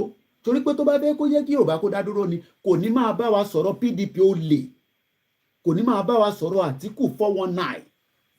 But Délé Mọ̀mọ́dù kò fi jẹ́ kí Yorùbá kó dá dúró. Those are the obstacles that we have that are preventing, because Délé Mọ̀mọ́dù is vast traveller. Ó ti àjàlá travel ni, kò sílùú tó ti dé láyé ẹ̀. Ó dẹ̀ mọ̀ pé ìran yìí ó wà oppressed, but Délé Mọ̀mọ́dù díjú ẹ̀, ó wá ní Ilé Ifẹ̀ ni mo ti kàwé, kódà Yorùbá ni mo ṣe, mo study Yorùbá as a degree. Kí wá láǹfààní Yorùbá òfò tó study tí kò mọ̀ pé wọ́n ti oppress wa, but Délé Mọ̀mọ́dù ń jẹ nínú ìdọ̀tí tó wà nínú Nàìjíríà, àbí bẹ́ẹ̀ kọ́? This is how the system is operating. This is the system that they have made many of us. Ẹ lọ bèrè lọ́wọ́ Fẹlá Dúrótoyè. He came to London. I hosted him when he said he wanted to be a president. We thought that they would vote for him. Àwọn àti ìbẹ̀rẹ̀ Yorùbá nation nígbà yẹn. Òun àti Ṣòwòrẹ́. I hosted him. But now, ó ti gba position lọ́wọ́ Tinubu. You cannot be telling people about motivational talky when the system is not working. That is the job of Fẹlá Dúrótoyè. I was suitu. Àwa ti wọ suitu báyìí. Mo mọ̀ bí ìran wa ló ń wọ súùtù, àwọn ń wọ súùtù, Yorùbá ò kí ń wọ súùtù, but tí Fẹlá Dúrótoyè bá ti wọ súùtù báyìí, àwa máa sọ òyìnbó pẹ́pẹ́pẹ́pẹ́. A great guy, a good guy, but he knows that the Yoruba have been suppressed. Kàkà kó gbóhùn sókè pé kí ìran Yorùbá kó lọ, Tinubu náà ti fún òun náà ní position nísìn. Òun náà ti ṣe kí ni, ó ti shut up. And That goes like that in every hooks and corners of Yoruba land. Everybody knows that we are suppressed people, but the fact that they are still part of the system. Wọ́n dẹ̀ fi kú, but one day death. Ṣẹ́rí ikú kẹ̀rí, ikú a máa hoover bí helicopter. Owó ẹni tó fi pa. Ìyẹn náà wá máa gbàdúrà, ikú má pa mí lè ní o. Má jẹ́ kí ọdún yìí, má mú mi lọ lọ́dún yìí o. Ikú á ní ẹ̀. Ìwọ tó ń ṣe jàǹbá fún ìran ẹ, ìwọ tí ìran ẹ ń pariwo pé wọ́n fẹ́ lọ, ikú gbọ́dọ̀ pa ẹ̀ náà. Kí ló tún ṣe láyé? Ikú má pa mí, ikú má pa. You can see how we have end up to be a suppressed people by our kings. Ìyẹn tẹ̀ máa ń ṣọ́ọ̀kì mi. So let's go back to the word suppress. Báwo ló ṣe ń lò ó? What does being suppressed mean?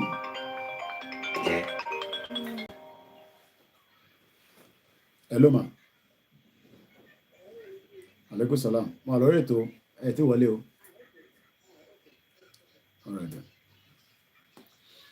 Àbúrò mo yẹ yí, ẹ̀yà tó ti wà suppressed are the Yorubas. And another ẹ̀yà kan wá ní, we are being suppressed for too long. Why not let us resolve the issues, settle it, and pull out? Àwọn ẹ̀yà tó ń tán tí wọ́n ń dùn wọ́n nínú Koiki, you can't take us out of Nigeria. Nigeria is our dream country because British gave us Nigeria.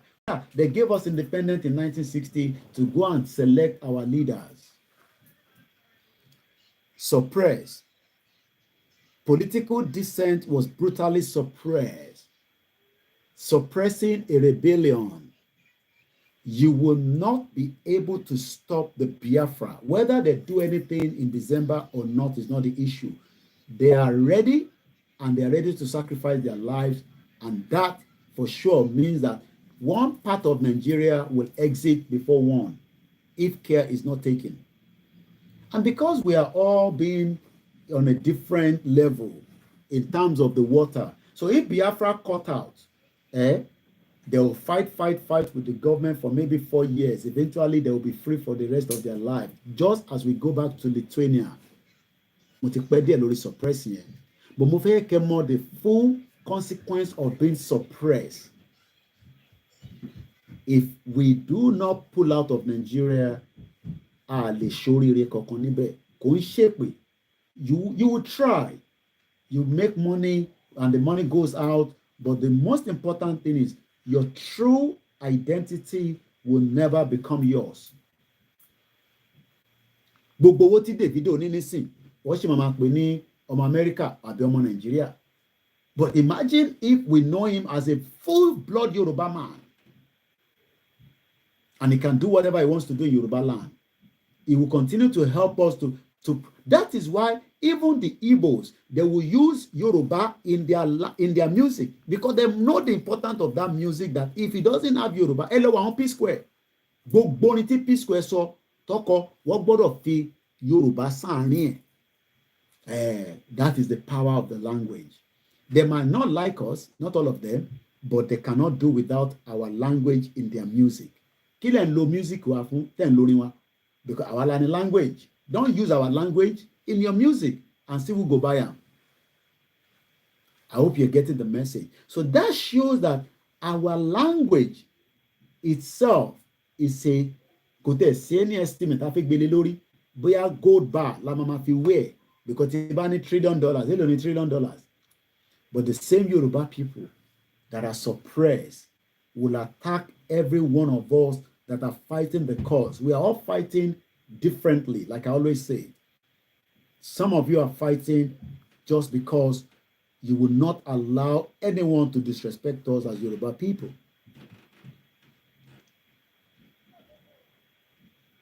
So let's again, what is suppression behavior? Suppression is the defense mechanism by which individuals cope with distressing mental content by voluntarily making effort to put them out of conscious awareness until there is an opportunity to cope adaptively with those stressors. Those are the politicians.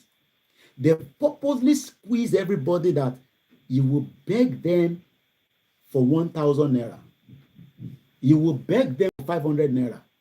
We saw yesterday video where an 8-year-old is selling stolen material from uncompleted building for 1,000 naira. Because whether we blame the boy, whether we blame the parent, it is a suppression. We don't even know whether the mother died or whether the father ran away. We don't know whether, we don't know.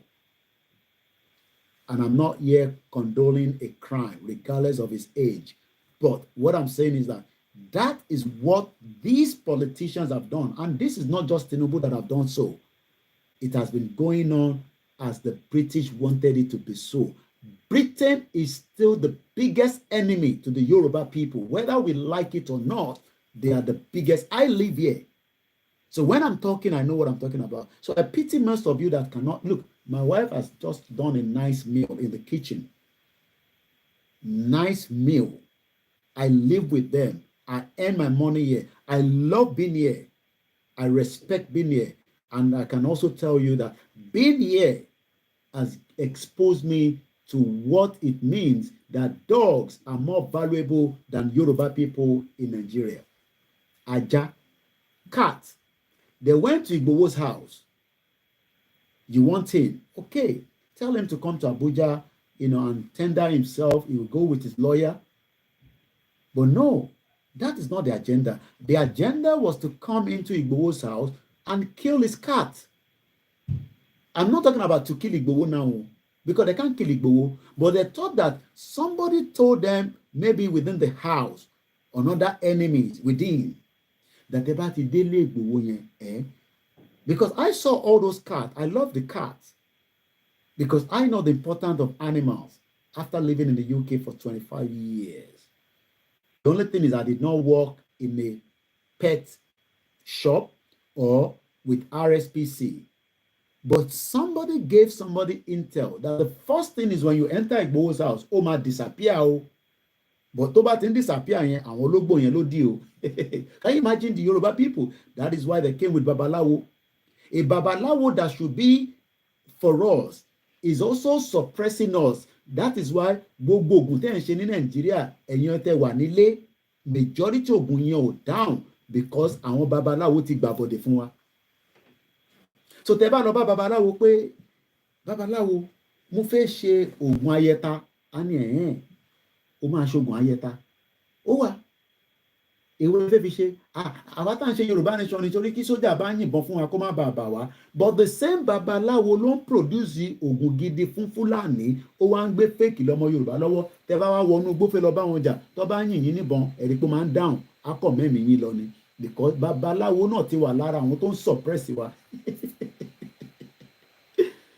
Hallelujah. Praise the Lord. Hallelujah. Tẹ́ bá lọ sí ilẹ̀ Yorùbá lénìí, prayer warrior all over the place.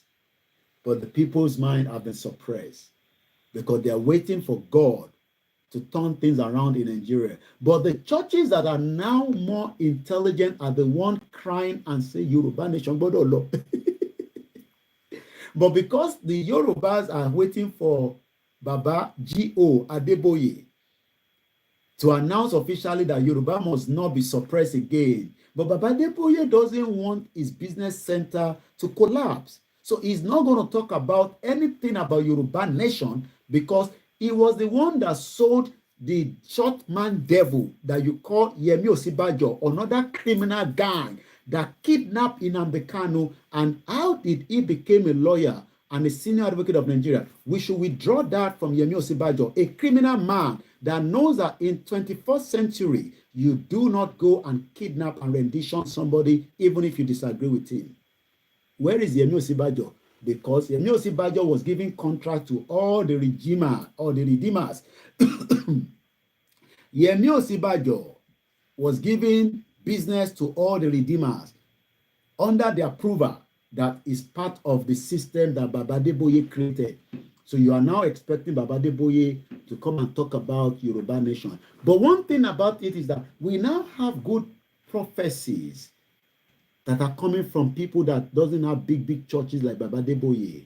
Let's talk about Tibetan. Hate him or like him, is a factual man. He said it as it is, that this deadly country that British created is not going to work. Kí oríṣiríṣi ẹ̀yà tó wà nú ẹ̀ kó lúkálùkù máa lọ. But yet, many Yoruba doesn't like Tibetan because it's a white garment church. It's not like Baba Deboye that put on suit, the blue one. On Sunday now, it's a big screen. They will televise it around the world. I'm sure he has his own satellite. But in his own town, Baba Deboye cannot live there without security. Can you see the difference? So we have Prophet Adebayo. You see that man? He go sit down. He go say, Tinubu, òun fìyà jẹ wọ́n èèyàn wa. Baba Deboye refused to speak out. He was part of those that campaigned against Jonathan. Hallelujah. You are waiting for all these scholars, all these imams, the imams that knows that the Yorubas are different from the Arabs. And you will see Oluwo, that one with the girlfriend, because he never married that girl, told us that in the palace, own way go. Ẹ̀rí pé àwọn olúmọlẹ̀ gan try. Irúmọlẹ̀ tó ń wé gbó ní Olúwo. You can see how they suppress us. So the people that we are now talking to, with Yoruba Nation on our Mani Koiki, shut up. Which church did you say mention Yoruba Nation? Tibani church, Baba mi. Let's see if we can get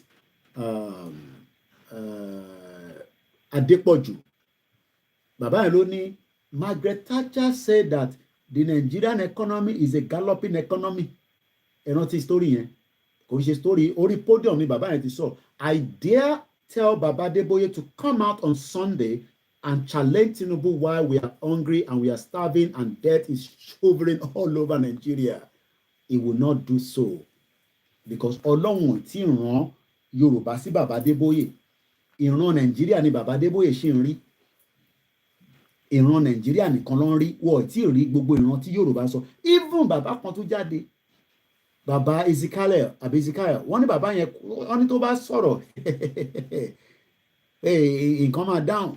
Bàbá Ezekiel sọ fún wa pé the flag of Yoruba of Nigeria split to two. Ìkan yọ ẹ̀jẹ̀ rẹpẹtẹ because Nigeria is a demonic country. The blood continue to flow on a daily basis. Either the blood of innocent people that are meant to be giving blood. It's only in Nigeria that you go to the hospital.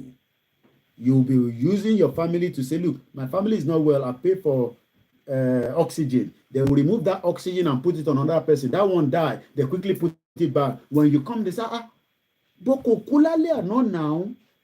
Ó sì mí now. Ṣé ẹ yọ oxygen ni? Wọ́n náà wọ́n yọ o. But wèrè doctor tó wà níbẹ̀ tó yẹ kó ṣiṣẹ́ ó ti lọ sí private clinic tiẹ̀ bomb bastard. Àwọn nọ́ọ̀sì tó fi síbẹ̀ àwọn yẹn wà lórí TikTok wọ́n ń jùdí. Wọn ò mọ̀ gbà tẹ́lòmíì ti jí oxygen tó ti gbé sí orí ẹlòmíì. Oxygen tó yẹ kó survive ẹni ẹ̀ títí dàárọ̀ tó máa fi ṣe operation fún. Operation tó yẹ kó ṣe lálẹ́ kò síná lọ hospital yẹn. You can see that death is just all over the place. The suppressed people. But when people are suppressed, they will still be shouting. They'll be singing. They'll be communicating. And they are hoping that one day they will go to heaven and meet God. When God told us that Ilẹ̀ Yorùbá ni heaven, let's go back to Lithuania. Because the Lithuanian people were also suppressed. But why tí wọ́n jà tó fi yọra wọn kúrò nínú suppression yẹn? And are we going to do the same thing, or we will just continue this talky on the social media as suppressed people? It's either we defend the land and pull out. How? Let's read back on the history of the Lithuania. You're new to the platform and you're asking yourself, what is this one talking about? Nigeria is not going to break. Nigeria will remain one. We will remain. Even your father that said so, he died because Nigeria could not fix the problem that was wrong with his anus. Your father died because he had a rupture. You know when they have rupture, kidney contaminant explodes, and you know the one I talk about, that they could just join it together. they just bury your dad alive, because we will bury Nigeria and we will make sure that we seal it, that we will not hear anything about Nigeria apart from just for educational purpose in Yoruba land. It will come. It's just a matter of time. Like I said, we have not yet brought weapon outside. By the time you see weapon, that means the social media conversation is gone. Go and try the Biafra right now on their territory. If they burn Nigeria army, just go there tonight and say, Esinwere sorry, and you just want to go around anywhere. You will see whether they will respond back with you with guns. Because America continue to provide weapons for Russia, for Israel to defend themselves. But America is not going to provide guns for Biafra.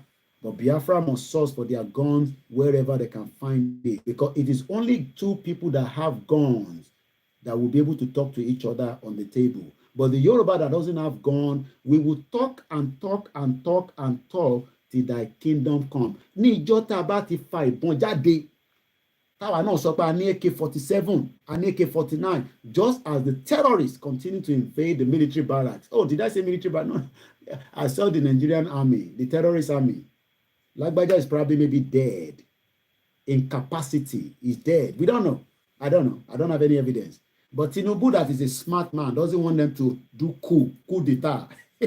Tinubu don't go bring another Yoruba man. No, if it's you, will you bring Hausa man to replace Lagbaja? Idiot.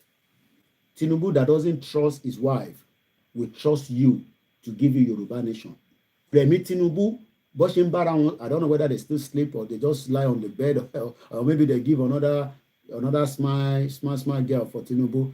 Right? Tinubu doesn't trust Remi Tinubu, not to talk about giving you Yoruba nation. So I pity many of you say, you will get Yoruba nation from President Bola Tinubu. No, Tinubu care less whether you have Yoruba nation or not. Tinubu is selling us off. But we can tell him, we can call his attention, but we must prepare to defend the territory. Let's move swiftly, according to what we have read so far. And I'm going to just jump slightly. A formidable power, it became the largest state in the Europe in the 15th century, spread from the Baltic Sea to the Black Sea. Somebody invited me to come and see the Black Sea, and I'll still visit that area. I won't tell you the country that I will go to get to the Black Sea, but I've been given an offer at any time of my choice just to come around. It's a good place, I'm told. In 1385, the Grand Duchy formed a dynastic union. A dynastic union is a type of union which different states are governed beneath the same dynasty with their boundaries, their laws. Saraki is not a Yoruba man. He's from Mali. But he has claimed territory in Kwara as if he belongs to his own family. Because I'm a Láti Mali ló ti wá. And many people like that. And you're expecting those to tell you to go and get Yoruba nation. They dare not give you Yoruba nation. Let's go further. Later, the Union of Luben in 1569 continued to monitor the timeline of the years. That is how we were also surviving until the British monarchy system came in and destroyed every goddamn thing. Can we stop it? Yes. Can we stop it with weapon? Yes. Can we stop it without weapon? Yes. If the people are ready, we need 500,000 people for 3 days on the street of Yoruba land. We shut the whole system. We crumble it down. If they shoot us, we will take the weapon and we will use it back on them. I'll leave it like that. If the military shoot us, we will take the weapon back from them and we will use it. Or we will use the Yoruba. In talking, we are no more Yoruba. Tí sójà máa bọ́ṣọ kalẹ̀, tá máa bèrè pé kí ló ṣòun. Bọ̀tẹ́ bá ń dúró pé àwọn babaláwo tó wà Nàìjíríà ló máa ṣògùn yẹn fún yín, ẹ máa dúró pé gbogbo wọn ti wà lábẹ́ payroll politicians. Wọ́n ti gbàbọ̀dé. Gbogbo àwọn babaláwo yẹn ti gbàbọ̀dé. Tẹ́ bá ní kó bọ ògùn fún yín nísìn, nǹkan míì ló máa ṣe. So it's better that kí Yorùbá ká padà sí drawing board. I saw this 2 years ago. Gbogbo àwọn babaláwo yẹn ẹ lọ bá babaláwo kan ọmọ náà ọmọ àwọn ọmọ kìíní kan ọkàn gbowó lọ́wọ́ wa níbí gbowó lọ́wọ́ wa lọ́wọ́ gbowó lọ́wọ́ wa níbẹ̀ pé ìbẹ́ẹ̀ lẹ lówó tẹ fi dá. And politicians are paying them good money. They're getting good money from the politicians, so they don't need our money. But they're not going to give you anything that you're looking for. But ẹ padà sí drawing table. Kólúkálukú lọ decide how you will defend yourself. Pẹ̀lú àwọn tó sì jẹ́ olóòótọ́ tó wà nílẹ̀ Yorùbá, and the percentage continue to be very very low. Ó ní bàbá kan, bàbá Àgbẹ̀kọ̀yà kan, bàbá yẹn padà ṣaláìsí ni. Irú bàbá yẹn was ready to give us a lot of things. Nígbà táwọn ọmọ mi lọ rí bàbá yẹn ní some 4 years ago. But ọlọ́jọ́ dé, bàbá yẹn lọ, ìyàwó ọmọ kankan, àwọn ọmọ ti kúrò, wọ́n ti lọ sí Èkó, àwọn ọmọ ti lọ wọ̀ ọ̀kadà lÉkòó. Àwọn ọmọ tó yẹ kó bá wa mójútó lé, gbogbo wọn ti lọ wọ̀ ọ̀kadà lÉkòó. Tinubu dẹ̀ ti gbọ̀kadà lọ́wọ́ gbogbo wọn. Ìlú nísìn wọn lè padà sílùú mọ́, abẹ́ bíríìjì ni gbogbo wọn sùn, wọ́n ti dọmọ ọ̀tá. Ẹ wo bí ilé ayé ṣe rí, suppress people. Ẹlòmíì ò ní láti wá sí city. Ayé tó yẹ kó máa jẹ inú village ló wà. Èmi máa ń káàkiri village lójoojúmọ́. Mo ní mò ń ṣe research kan lọ́wọ́ nísìn, ó ń gbé mi káàkiri. And I tend to go more in the rural area. And I see that the rural area is far better than me living in London. If I have the privilege, I will move out of London today. Because fresh air to one day. Now, I'm going to just go back briefly. I've given us a bit of Lithuania. But what we really want to know is, how did Lithuania gain their independence? Gbogbo tí mo ṣe sọ látẹ̀kọ́ yẹn is just a debrief to prepare your mind that if we do nothing, you expect me to be coming out. So you expect me to be coming out like this until I become an old man, Abi, on the social media. Yorùbá Nation ni, let us do the needful now. Let us engage our people. Let us discuss with our people that the reason why you're suffering and being suppressed and marginalized is because we are still in Nigeria. The day we come out of Nigeria, the quicker life will become better for us. It's going to be a 3 hours program, so we are already 2 hours into the conversation, 1 hour 42 minutes. So hopefully before 8:30, 8:45, the program will come to an end. You're new to the platform, I welcome you. You've never seen me before. I am the one they call Koikimedia on the social media, and also the spokesman for Igbowo. Well, agree that most of the people driving Keke Napel are from the north, but we still have some few Yorubas that are also renting it on a higher purchase. Let's go back to what we really want to gain from this broadcast tonight, because I don't want you to lose plot. Lithuania declared its independence from Soviet Union on the 11th of March 1990. Let's calculate how many years was that ago. And I'm going to use my calculator because I'm not going to let my brain burst, because this brain has a lot to worry. So 2024 minus 90. Okay. So 34 years ago, Lithuania had enough of being suppressed. They had enough of being marginalized. They had enough of not allowing them to become a shining people that we are now seeing in 2024. Because I'm going to give you the breakdown of some of their numbers, statistics, GDP and all that. Let's play back. In the 1990s, I don't know how many people fought for their independence. But do you know that if they have listened to some of their idiots within their own space, that an independent Lithuanian country 34 years ago, if they have listened, do you know that there will still be suppressed or oppressed people and they will not have their country? How many people agree with that?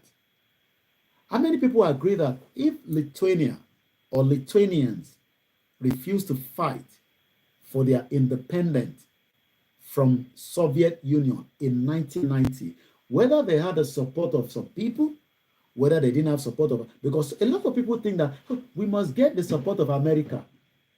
Which America? I'm asking, which of the America? Well, we need the support of America. When we go into that dangerous route, America will remove anybody that is an American citizen, and they'll be telling us and the government to come on the round table. You think America cares whether you have your country or not? They don't care. If they care, why not allow us, every one of us, to go and get visa and just visit America? So if we're going to change the dynamic and force every country around the world to listen to us, we must go the hard route. Anything less than that, anything short of that, who cares? You think America cares whether you're in Nigeria or not? They don't care. It's entirely up to you to. So you expect America to come and fight on our behalf? Sure, they knew one, and sure they know. So you expect Britain to come and fight on our behalf? It is us that will do what is needed to be done to get the hell out of Nigeria. And we will face the politicians because they are the most criminals that are suppressing us and suppressing our kings.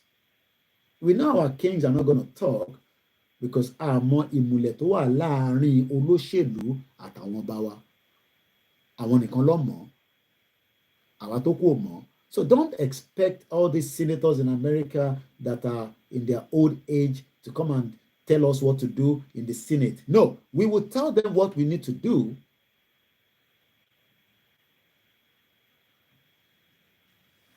Lithuania declared its independence 34 years ago on the 11th of March, 1990.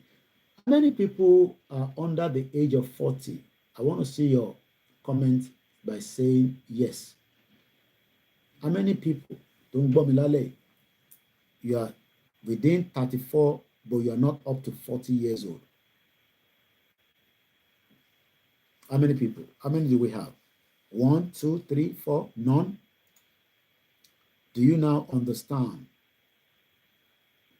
that I want to fight for the independence in 1990 is the reason why the next generation in Lithuania will call us all kind of names if we go there and say we want to live there. And you know the names they can call us. I'm not going to use those words. Amorúkọ tó máa pè wá gẹ́gẹ́ bí ẹ̀yà dúdú tàbá náà fi lọ síbẹ̀. So kí ló dé táwa náà wá ń sá fún ogun? Kí ló dé tá à ń sá fún ká gbára wa sílẹ̀ lọ́wọ́ àwọn oppressors? Why? Because you're waiting for one miracle to drop on the floor and open the gate of Yoruba nation. We will first break the gate so that by the time the miracle is coming, we would have opened the gate a little bit. The miracle will just expand it. But what we are doing is that we can see the gate, but nobody wants to break it. But they are calling Igboho to come and break it. And Igboho, they are about to break it now. Igboho about break it. But we need Igboho to be on a secure place while the rest of us are prepared, because by the time Igboho see that things are tough, ṣé mọ̀ pé tíjà bá ń lọ, tí jagunjagun bá sọ̀kalẹ̀, just think about how many things will happen. But don't expect Igboho to come and be the forefront straight away. When we, and when I say we, I've included myself, we can kickstart it. But no, Koiki, taba kickstarted, ọlọ́pàá máa mú wa, taba kickstarted, sójà máa lé wa. Tí kickstart kankan nìyẹn. Then what you kickstart, soldier, look, let the soldier go and try rubbish at the Biafra land. Let them go and try it. That is why they know that they can't just wọ́n lè pa gidi lọ síbẹ̀. And that is why Simon Ekpa say, I should tell you, ẹ̀yin Yorùbá tẹ̀ ń lo siren, ẹ má lo siren dọ́dọ̀ àwọn, so they won't know who is who. Use your siren in Yoruba land to oppress each other. But dare take your siren to the southeast for any rescue, because let's move swiftly because of our time. And I'll open the phone line for the next 1 hour for the benefit of those of you that will contribute. Like I said, it was on the 11th of March 1990 that Lithuania said they've had enough and they are ready to die. You see the word "we are ready to die," It should not be something that you should be scared of. Ikú dẹ̀ lọmọ iná ń pariwo báyìí. We will all go at some point. We pray for long lives, but the only thing that will not die is the Yoruba as a people. The people will die.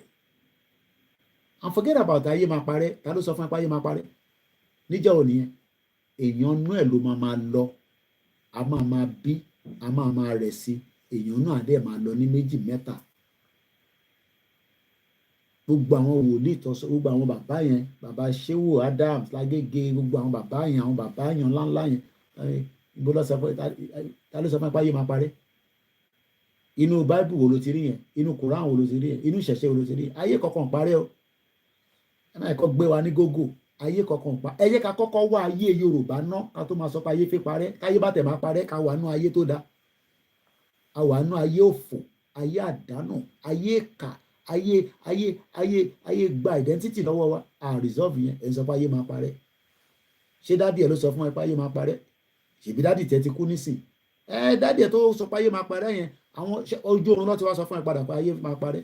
Ìwọ náà máa ń lọ níjọ́ kan. Ayé kankan parẹ́. Let us secure ourselves from the criminals that call themselves our representatives, that do not have respect to us, that have hate us so much that they are telling us that kí la máa ṣe sẹ́. Èmi máa ń like ọ̀rọ̀ yẹn. And I'm telling you, this is what they are saying in their cycle. You know, we have people around them. All your governors are saying that kí ni Koiki àti Igboho máa ṣe? Because they believe that they have weapons, they have soldiers, they have security. But we have nothing to do.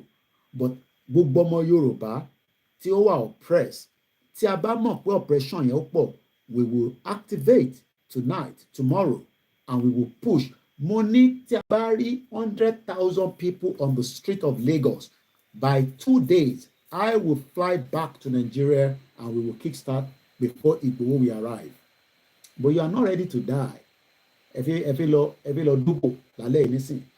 Ẹ fẹ́ lọ jalè.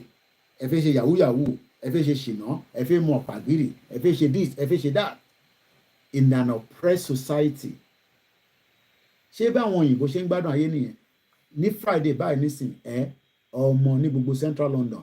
Àwọn ọmọ ti jáde, everybody ti ṣe fàájì. Because tó bá ṣiṣẹ́ déédéé, o gbọ́dọ̀ jayé. Ayé dẹ̀ là ń jẹ tẹ́lẹ̀. Gbogbo ìyá tí ẹ jayé dáadáa.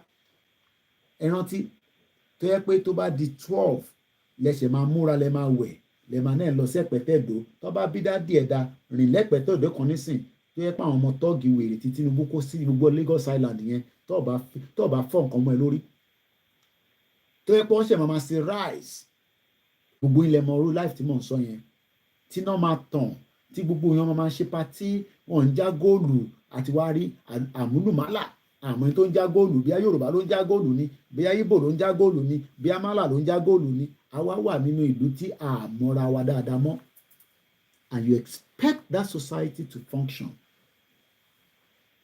Àbí bẹ́ẹ̀ kọ́, mo kí gbogbo alẹ́ nǹkan sí Happy New Month. Now, here are some key events in the lead up to and aftermath of the Lithuanian independence. The declaration. After they declare on the March 11, 1990, becoming the first of the 15th Soviet Republic to do so. Àwa wá ń dúró pé kí bákì ni Biafra kó declare kó tó di pa wá activate. Kí ló dé táwa náà ṣe gbogbo tí ẹ ká ṣe? To put all the measures and shut it down before Biafra. Because we have internal criminals that are saying, ti gba country. Àwọn yẹn ya wèrè. Olóṣèlú làwọn ṣe. So what they expect now is that we fight each other, we kill each other first. We're not going to kill each other, but we will fight and kill all the enemies within. Whether you are now one of the enemies is what I don't know. The declaration was made under the name of the pre-1940 Republic of Lithuania. Today, what? The Republic more. They're just calling themselves Lithuania. You Koiki, fẹ́ Yorùbá nation tẹ́ ń pè yẹn. Ìyẹn la ṣe support wèrè. Ó ti wà oppressed. Because we are talking about to move out of a country. Yours is to say, no, we don't want to be out of Nigeria because we don't like that Yoruba nation you are calling it. Why not let us call it Oduduwa Republic? Is it not to first exit? Katoma sọ̀rọ̀ afẹ́ di orílẹ̀-èdè kan báyìí la fẹ́ pè ní Yoruba nation ni. If we like, we can call it whatever names we all decide. Now, these are some of the key events in the lead up to and the aftermath of the Lithuanian independence. There will always be a response. That's why when we look at, stupid ones that say, hey, we have a country, you ask them that they are sickos. When Lithuania made a declaration, the Soviet Union straight away cut off Lithuanian oil and gas supply. That means there is no more oil and there is no more gas for them. And they declared the Lithuanian independent movement illegal. Do you know that what they called illegal 34 years ago is now a country that is working? What does that mean? If the Yorubas make a declaration today, expect Tinubu to act as Omale, as he will, against us. So don't expect soft landing that you go and declare, and Tinubu will just sit in Asoro and we say, very good, very, very good, good people. Don't expect that. Expect the worst case scenarios. That is number one. Number two, the Soviet troops in Vilnius, just after 1 year, in January 1991, the troops seized the government buildings in Vilnius, and clashes with Lithuanian demonstrators resulted in 14 deaths. This was in 1991. You see the word death? But Yoruba of it got death. Ikú yẹn ló pa ló máa ń bà wá lẹ́rù. Ikú máa dárúkọ ikú. Ikú ló kàn ń dárúkọ ìyá ọmọ kékeré. But you now, if they give you the visa to Lithuania, remember it's a European country. Tó bá lọ fún ọkàn lóyún níbẹ̀, wàá gbàwé ibẹ̀ yẹn o. Ìwọ náà wàá máa lọ Nàìjíríà. Wàá wá tẹ̀ lọ́wọ́ another oyè. But tó bá dé Lithuania, ó bá rọ́mọ wọn fẹ́, tó fún lóyún, tó bímọ fún ẹ, wàá fún ẹ ní paper. But ó ti gbàgbé pé 34 years ago, somebody somewhere fought for their independence. Iceland recognition. It is important that if Yoruba will make a declaration, we must have at least 10 countries to give us recognition straight away. Do you understand what that means? Do you understand what that means? If you make any, you see what game Biafra wants to play. Nobody has the last joker. Only them have the joker. The government is preparing because they will invade the southeast if Simon Ekpa and his government declare Biafra on the 2nd of December. But what the government is not knowing is that there will be all kind of different surprises that will just fling up. You can just hear one country say, we have accepted that Biafra should be a country, and that is the end of it. Another country can say, we will give them ammunition. Another country can say, automatically they have their embassy to be operating on our soil. Do you think that the world will remain in the same shithole like Nigeria? Yes, there will be obstacles from some countries like Britain, because Britain doesn't like Biafra. That is why they fought hard to wipe them off the map in 1967 when Britain was fighting the Biafra, not Nigeria war, but this time around, if they born British or Britain, as I put it, to dare make any move to fight the Biafra this time around, it will be much bloody and life will be lost and Biafra will still exist. It's a fact. Now, let's go back to Soviet troops. We were told that as soon as Lithuania say, we no go agree, we no go agree, we no go agree. They no go agree, and they did not agree. But Yoruba people will say, we no go agree, we no go agree on social media. And when I say we're going to move, they say, no, Koiki, you can't go and destroy Lagos. So, are you mad? Are you crazy? How can you say we're going to destroy Lagos? I am not saying we should destroy Lagos, but we can hold them accountable for using us to suppress us. Because Sanwo-Olu will finish his tenure in 2027. Whether he will run away, I don't know. Whether he will become a senator, if we give room to that rubbish, time will tell. But one country called Iceland provided diplomatic, I like that word. You see, the Igbo letter is what they call diplomatic. Diplomatic. Because Yoruba people, why you take letter to number 10 Downing Street? Is the Downing Street going to give us a country? Then forget that there is a term called diplomatic. Diplomatic. We have already started a diplomatic communication with the UK government as Yoruba people. That's all I can say, because I don't know the content of the letter myself. And we also will do diplomatic with many countries, whether they agree or they disagree. We must not stop being a diplomatic people, because we are not animals like the Fulanis, and we are not bulldozers. So any comments of one way, everything by you. In Bolokwesi, do you know how long Nigeria has lived that we want to pull out? So being diplomatic is with the Yorubas, and we will make sure that we exhaust every diplomatic right of our self-determination, even if it will end up as war or fighting or anarchy or crisis. We must not stop being diplomatic people. So Iceland gave Lithuania a diplomatic recognition to Lithuania on January 31st, 1991. Do you know that the world has changed? I don't know whether Russia will give us diplomatic backing. I don't know.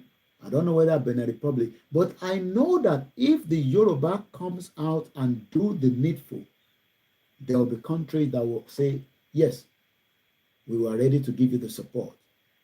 Now, removal of lenient statute on August 23rd, 1990, a year after declare. So when people think that, hey, you're going to declare and we go like that, no, I told you we should prepare for 2 years of instability to cut things going if any declaration comes through from Babakitoye.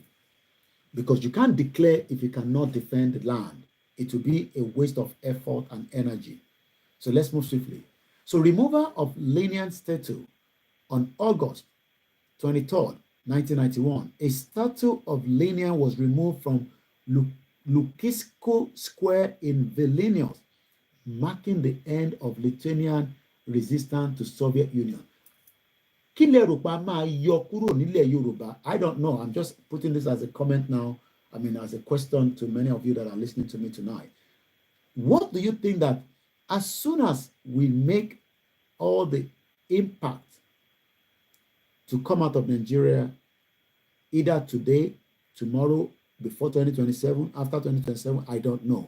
What will be the eye mark of the last thing that we must remove within the Yoruba land? It could be anywhere that would then end our relationship with Nigeria. What do you think? Let me read your comment. And this is now the opportunity for you to call in.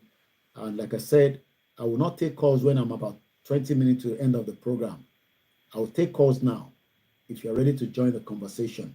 But I will not take calls when I am preparing to end the program. If you don't know the studio number, I'll give it to you straight away.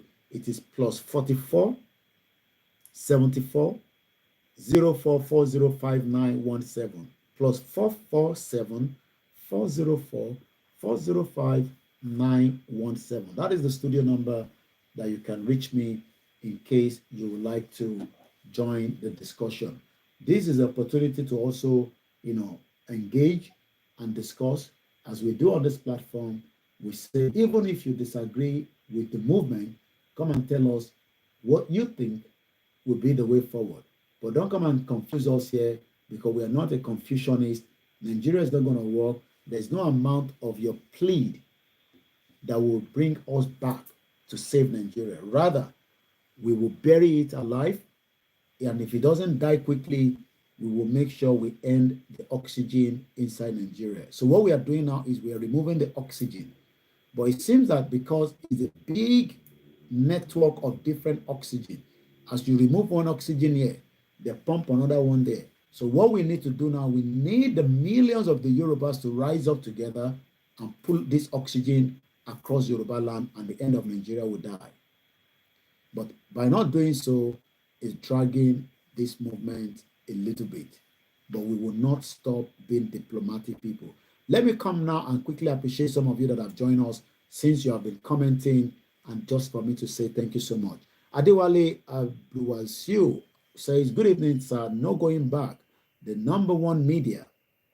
Respect. It is 7:05 right here from Ikorodu. Ikorodu is a very beautiful place.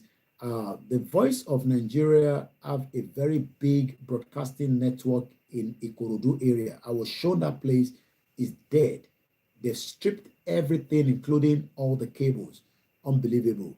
Now, let's go further. Muki Babawa, Adeni, J. Jubril. You also say, good evening, Mr. Koiki. Igwe James, good evening. You say, Ogami. Only the gods that we serve is our Oga. I am just a servant doing the job that I love to do, even if I am tired.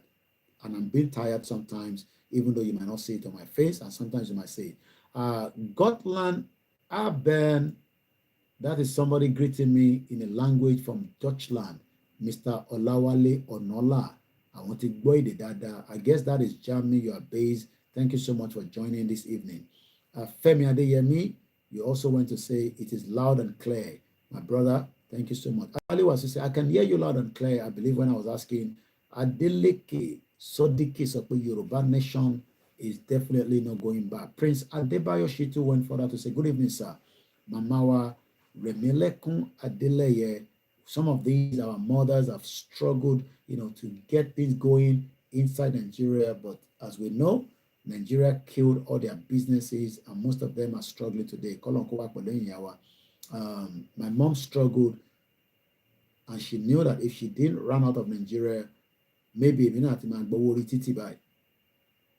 so being in the UK is a privilege, and I must be grateful to my mom for taking that drastic decision.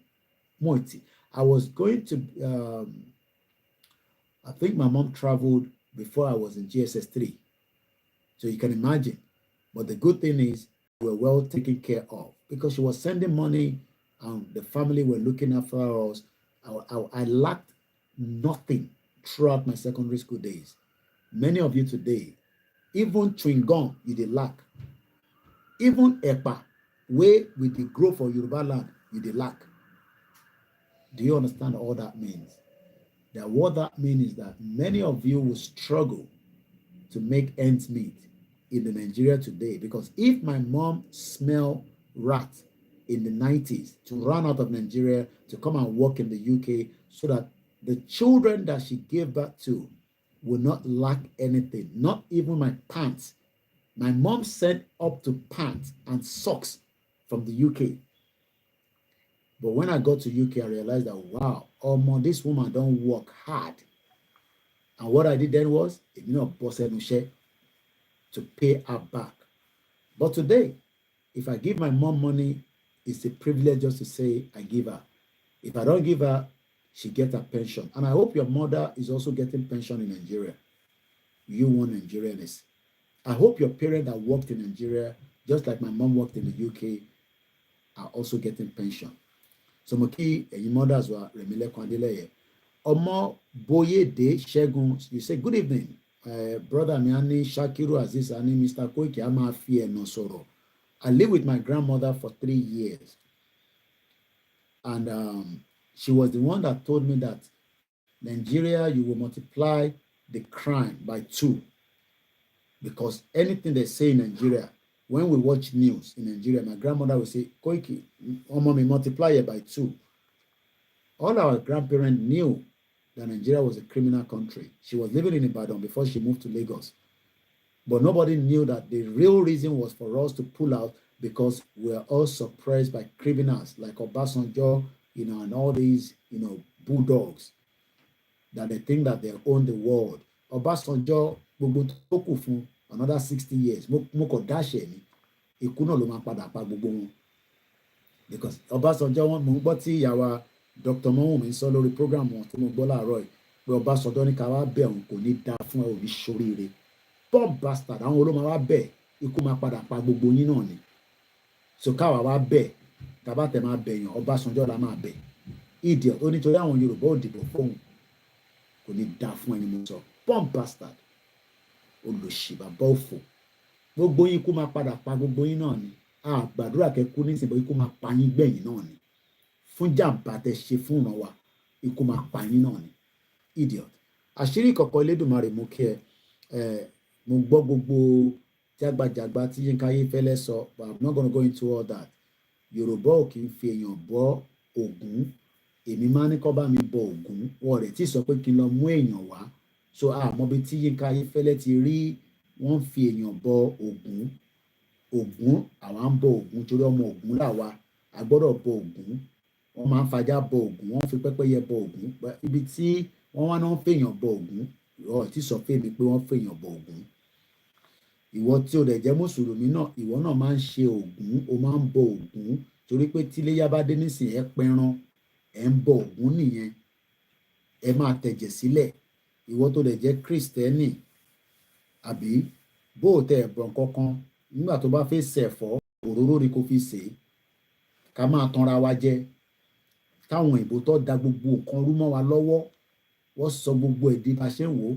Sísítà mi Arẹwà, ó gbé ọbẹ̀ kan sórí social media. Ó dàbí pé kí n gbé kúrò nínú page kí n gbé wá sínú pálọ̀ mi. Mo rántí pé ò nídìí yẹn bí ìyàwó ẹ̀ sì sọ ọbẹ̀ fọ́ fún ẹ tó jẹ. Ọmọ Yorùbá ni wá, ẹ má yẹ kẹ́ni kankan kó wa lómi ọbẹ̀ jẹ. Tó bá fẹ́ ṣoògùn lọ ṣoògùn, má ṣoògùn ṣìkàfẹ́ lòmíì ni. Má jẹ́ kẹ́ni kankan sọ fún ẹ pé má ṣoògùn. Bó o ṣoògùn problem ti ẹ nìyẹn. Àwọn wo sórí Tinubu, mo sọ fún yín pé confam ni mo sọ, ó máa ń gbé babaláwo káàkiri ni o. Ẹ ní mọ̀ pé babaláwo wà. Babaláwo ẹ máa lọ ahead ni. Ó ní babaláwo. Má jẹ́ kí pásítọ̀ kan sọ fún ẹ pé Jésù nìkan ni o. Tó bá lè tọ́jú ara ẹ, èmi ò wá mọ ibi tó ti ń tọ́jú èèyàn. Má wá bá mi pé Koiki lọ sí ìdílé ẹ kó lọ béèrè lọ́wọ́ àwọn tó jẹ́ arúgbó inú ilé yín kó tọ́jú ẹ. Bó tọ́jú ẹ kó pa ẹ́. Ilé ayé tá à ń gbé nísìn. Ẹ̀sìn kankan ò bá Ògùn jẹ́ o. Ògùn, ewédú, ilá, irú, gbogbo nǹkan yẹn àbèrè. Èmi bọ́ ní sìn àwa tẹ́ pé ìlú òyìnbó wọn sẹ́yìn tá à ń jẹ lójoojúmọ́. Sweetie ni. Ìbá fẹ́ kí n tó sùn lálẹ́ nísìn máa fẹ́ àbẹ̀. iSin TV bàbá dáadáa. Kò ní bàjẹ́ fún ẹ. Mò ń bọ̀ wá kí Yorùbá ẹ̀ dá ṣáká báyìí ni. So má jẹ́ kẹ́ni kankan fún ẹ ní fàbú pé Pastor G.O. kan, Pastor Adébóyè kan ní kíyàn máa ń ṣoògùn. Kí la mọ̀ tí bàbá ń ṣe lẹ́yìn ọ̀tà? Ṣé à ń bá wọn sùn, à ń bá wọn jí ni? Ẹ má jẹ́ kẹ́ni kankan fúlù wa. Yorùbá ni wá. Àṣà wa àti ṣe wa nìyẹn. Kò bẹ̀sìn kankan jẹ́. Má jẹ́ kẹ́ni kankan gbẹ ní gógó. Má kọ̀ ṣoògùn ìkà. Ìyẹn ni kò má ṣe ṣoògùn láti tọ́jú ara ẹ. So mo kí àṣírí ìkọ̀kọ̀ Raymond King Ọláṣebìkan mo kí Ọpẹ́ ẹ support wa léni àti ná mo nínú owó tó sè kan náà àwọn staff mi aláti ra brand new phone fún. Bẹ́ẹ̀ ni mo sọ fún yín about almost 460,000 because Koiki nìkan lè máa jáde. I need another team of my team láti máa sọ̀rọ̀ but fóònù tán ní gbogbo wọn ẹ mọ̀ ọ̀rọ̀ Nàìjíríà bí ṣe sọ. Tọ́ta bá ní kẹ́ support wa gbogbo BBC tẹ́ ẹ̀ wò tó ń dún yánmọ́yánmọ́ yẹn owó wa lọ́ fi yan operate o. And if you want the media to continue to talk, ṣé mi náà ni máa ṣe láàárọ̀ ni máa ṣe lọ́sàn-án? Ó máa rẹ kẹ́tẹ́kẹ́tẹ́. So we need another team of people that will also be, giving us awareness about Yoruba nation. In terms of máa ṣe lórí ẹ̀ nìyẹn.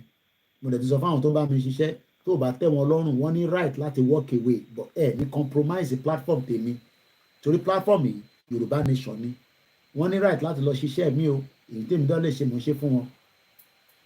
Mo kí ìyàwó Táíwò Bánú sọ má báyàn kan sọ bẹ́ẹ̀ ni òun lọ̀rọ̀ Ìgbòho má bá nìkan kan sọ ìwọ nìkan ni kò ṣá má bẹ́ẹ̀ mi kan sọ gbogbo tó máa ṣe ká máa fi jọ délẹ̀ lérí má báyàn kankan sọ sorry so má báyàn kankan sọ so ìyàwó mi nìyẹn ó rẹ̀ náà wàhálà fíyàn bá ṣe látàárọ̀ sọ̀kalẹ̀ síbẹ̀ yẹn ariwo mọ̀ ń panu lé ńlá nísìn olórí burúkú ààrẹ wa sọ pé kí n ṣọ́tọ̀ kò ní da fún bàbá ò ní ṣoríire torí mò ń ní ìyàwó mi lára lójoojúmọ́ ó yẹ kí n dákẹ́ kó ra máa sùn kó relax brain ẹ̀ iṣẹ́ là ń ṣe nílùú ibi kúrò mo tún fi tèmi disturb wọn ìgbà tí mo ní studio ìbínú ilé mo ti ń operate àwọn ọmọ òdua ti lọ sókè tàbí ìwé mi ẹ̀ka dáadáa nù ẹ̀ gbogbo ẹ̀kọ́ la máa sọ lórí social media so mo kẹ́yìn ìyá wa ẹ kú rọ̀jú especially ẹ̀yin ìyá wa tẹ́ ẹ̀ ń bá wa tọ́jú àwọn baálé yín nínú ilé ó máa fọṣọ ó máa tọ́jú ọmọ àwọn ọmọ ń padà lọ sí school mo ń bọ̀ wá kẹ́yìn tẹ́ wà lórí YouTube Don Kelvin mo kí ẹ mo kí Abubakar Rasheed àwọn ìrètí tí mo mọ̀ Yorùbá okay the Iretias that I know their tribes are like the Yoruba tribes and they are gentle lineage àwa náà gentle gan mo kí ẹyẹ kíní Mustapha ṣe rí pé bàbá wa nígbà Ìgbòho bàbá dáadáa àwọn àfa ńláńlá àwọn àfa tí wọ́n mọ̀ pé ìran Yorùbá irú bàbá wa Imam Ọ̀fà nínú àwọn bàbá yẹn a ṣe wáàsí lọ báyìí wáàsí kọ́la nídìí wáàsí kankan mọ́ nísìn wáàsí ta nídìí ni pé kólúkálukú sọ pé kí Yorùbá máa lọ bàbá yẹn dẹ̀ ń sọ̀rọ̀ dáadáa Imam Ọ̀fà àwọn sọ̀rọ̀ dáadáa but kí jìpá àmọ́bi táwọn yà sí gbogbo ẹ̀yìn àfa yẹn ẹ̀ ń ṣe sermon àwọn ọ̀rẹ́ ṣe sermon fún ṣáwọn tíṣẹ́ ti mú gbogbo ẹlòmíì ò ra kò rówó ra kóńgí ṣé kí lọ ṣe tẹ máa ń pè ní tó máa fi ń fọṣọ gbogbo ẹ̀rí jágbajàgba mo kí wà látà lórí ẹbí ó ti ń recuperate mo kí brother mi bàbá mi Ọláwálé Ṣíbọ́nà bàbá dáadáa àwọn bàbá tí yàn máa rí mẹ́sẹ̀gì wọn ní yàn máa dùn ẹlòmíì akọ mẹ́sẹ̀gì sí yàn ní yàn á dùn bẹ́ẹ̀ tẹ̀lé owó tẹ̀fẹ́ fún wa ẹ ṣé gan ni mo appreciate yín thank you so any Nigerians fail because the government cannot provide the needs ìjọba tó bá ti lè provide the needs èèyàn is a useless government mo kí Kenny Patrick oní Biafra declared their independence on the 2nd of December. What will happen to Yoruba nation? Question mark. Well, we pray that all will go as well. We can't give all the information. Biafra is different from Yoruba. It's two different people. So I give kudos to the Biafra that wants to declare. We don't have to do the same thing, okay? But we're running the same thing in the sense that we want self-determination, they want self-determination. They can declare before us. That does not mean that Yoruba will not become an independent country. Adewale Abdulwasili shut down the airport, the seaport administration office, then the show will commence. But Yoruba people don't want that. Let's go to the next page and appreciate people before we start winding it down so that I can take time and go and watch movie on Netflix. Film tó máa ń yìnbọn para wọn lèmi máa ń wá. Film tí sójà máa para wọn àti sójà míì. Mo ń bọ̀ wá kẹ́hìn tẹ́ wà lórí YouTube. Ẹ jẹ́ ká kí àwọn èèyàn wá lórí American election is in the next 4 days. Who do we support on this platform? Whoever God says will win should win.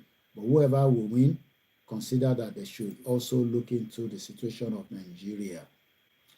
Bayo Okewuyi mo fi tọ̀wọ̀tọ̀wọ̀ dárúkọ yín ẹni bàbá wa Professor Akintoye ẹkùn ọkọ Fúlàní Ọláyẹmí lẹ́kọ̀ọ́ ìmí ìṣọláyẹmí ẹ máa bá ń spell orúkọ mi dáadáa Ọláyọmí ni ọlá ló yọmí tó fi pa mí sílé Ìgbòho pé bá bá mi níbẹ̀ ni wọ́n máa pa mí síbẹ̀ lẹ́sẹ̀kẹsẹ̀ ìtọ́tẹ̀ múlẹ̀ dike lọ yẹn wọ́n kàn máa yanjú èmi síbẹ̀ ni pé ṣé ìwọ ló ń sọ̀rọ̀ àbí ìwọ ló máa ń bú wa ìwọ lẹ́nu ẹ yánmọ́yánmọ́ but èyí lẹ ẹ máa fẹ́ mú wa náà ìdírí wa mú I'll leave it like that so àwa náà dúró àdúró tètè bá dúró ẹ̀ ti mú wa so àwa náà dúró ọmọ Yorùbá ni wá Ọlọ́run ẹni jẹ́ kẹrí wa mú so bó ṣe jẹ́ nìyẹn àwọn náà pé kọ́ọ̀kan fi wọlé ẹ jẹ́ ká gba kọ́ọ̀lù yẹn since tá a sọ pé àwa náà nìkan ní káwọn èèyàn pè so a máa yọ speaker ẹ̀ kúrò torí ilẹ̀ ti ṣú kí o má disturb ìyàwó mi. Ẹ bá ṣe ní kíákẹ́ ẹ gbá gbóhùn sókè à ń gbọ́ yín. Ẹ ká lẹ́tọ̀ ọ̀rọ̀ Mr. Koiki. Ẹ káàbọ̀ sórí kan ní à ń gbọ́ yín. Ẹ ti jẹ́ takuntakun. Ìgbàdá àkọlá àkọ́ máa rìn lọ́wọ́. Àmì Ọlọ́run. Mo lè fi àsìkò yìí kí bàbá wa Adébánjí Akíntóyè àti bàbá wa Ìwó àti gbogbo ẹ̀yin àti gbàngbára pátápátá. Adúpẹ́ fọlọ́. Ẹ ṣe gan-an fún gbogbo ọ̀rọ̀ ìdí ìṣẹ́ bá wa sọ yìí. Mo lè mọ̀ pé at this point in time ó yẹ kí gbogbo àwọn ọmọ Yorùbá pátápátá nílé lóko lẹ́yìn ìmọ̀ pé ilé ti tó lọ. Kò ká ní ànímọ́ kò dẹ̀ sí complain kankan mọ́. Mo kàn fẹ́ kí ká mọ̀ pé tá a bá wo nǹkan tó ń ṣẹlẹ̀ lórí ní Nàìjíríà lọ́wọ́lọ́wọ́ báyìí ọ̀pọ̀lọpọ̀ wa ò tí ì mọ̀ pé kò sí Nàìjíríà mọ́. Ìlú méjì péré ló exist ní Nàìjíríà táwọn èèyàn ò dẹ̀ mọ̀ wọ́n ti rò pé Nàìjíríà ti lọ bó ṣe yẹ kó ṣe lọ rárá. Àbújá àti Èkó nìkan ló dàbẹ̀ ni pé Tinubu ń kàn tí ò lọ́wọ́lọ́wọ́. Gbogbo ibi tó kù pátápátá kò síbi kankan tó ṣe. Nípa Àbújá tá à ń sọ̀rọ̀ ń pọ̀rẹ̀ náà. Tí a bá wo situation Àbújá, ẹ̀rí pé tí Àbújá wà sí nǹkan mo kò gbàdúrà tó gbogbo àwọn èèyàn wa tó wà ń bẹ̀ kọ́lọ́mbà wa dáàbò ẹ̀bọ̀ wọn. Wọ́n dẹ̀ wọ́n gbọ́ràn sí nǹkan tí ẹ̀rín sọ. Wọ́n gbọ́ràn sí nǹkan tí bàbá Ìgbòho sọ. Wọ́n gbọ́ràn sí nǹkan tí bàbá Akíntóyè sọ. Torí pé kí ni ibi tí wọ́n lọ gbà ní Niger State yẹn Kòtàngórá ni mo mọ bẹ̀ yẹn. Mo mọ Kòtàngórá dáadáa torí mo rántí lọ́dún yẹn lọ́hùn láti rí wọ́n máa mú mi lọ síbẹ̀ nígbà tí wọ́n ṣe kí lórúkọ ẹ̀ tí wọ́n produce ọ̀tẹ̀ kandu alọ́mọ́ntajà bẹ́ẹ̀ ní mọ̀ọ́dún yẹn dáadáa. Kòtàngórá sí Àbújá kò jìnnà rárá. Àwọn púpọ̀ ilé ti wá wò pé òkè ibẹ̀ yẹn tán bá ti gbà definitely wọ́n rẹ́dí àti inú Àbújá nìyẹn. So òun yẹ ṣe ní gbogbo from pan to fire tí Tinubu sáré ó tètè mú ẹlòmíì tó fi rọ́pò lágbájá yẹn ìyẹn ò lè dá àwọn terrorist yẹn dúró because terrorist is always terrorist.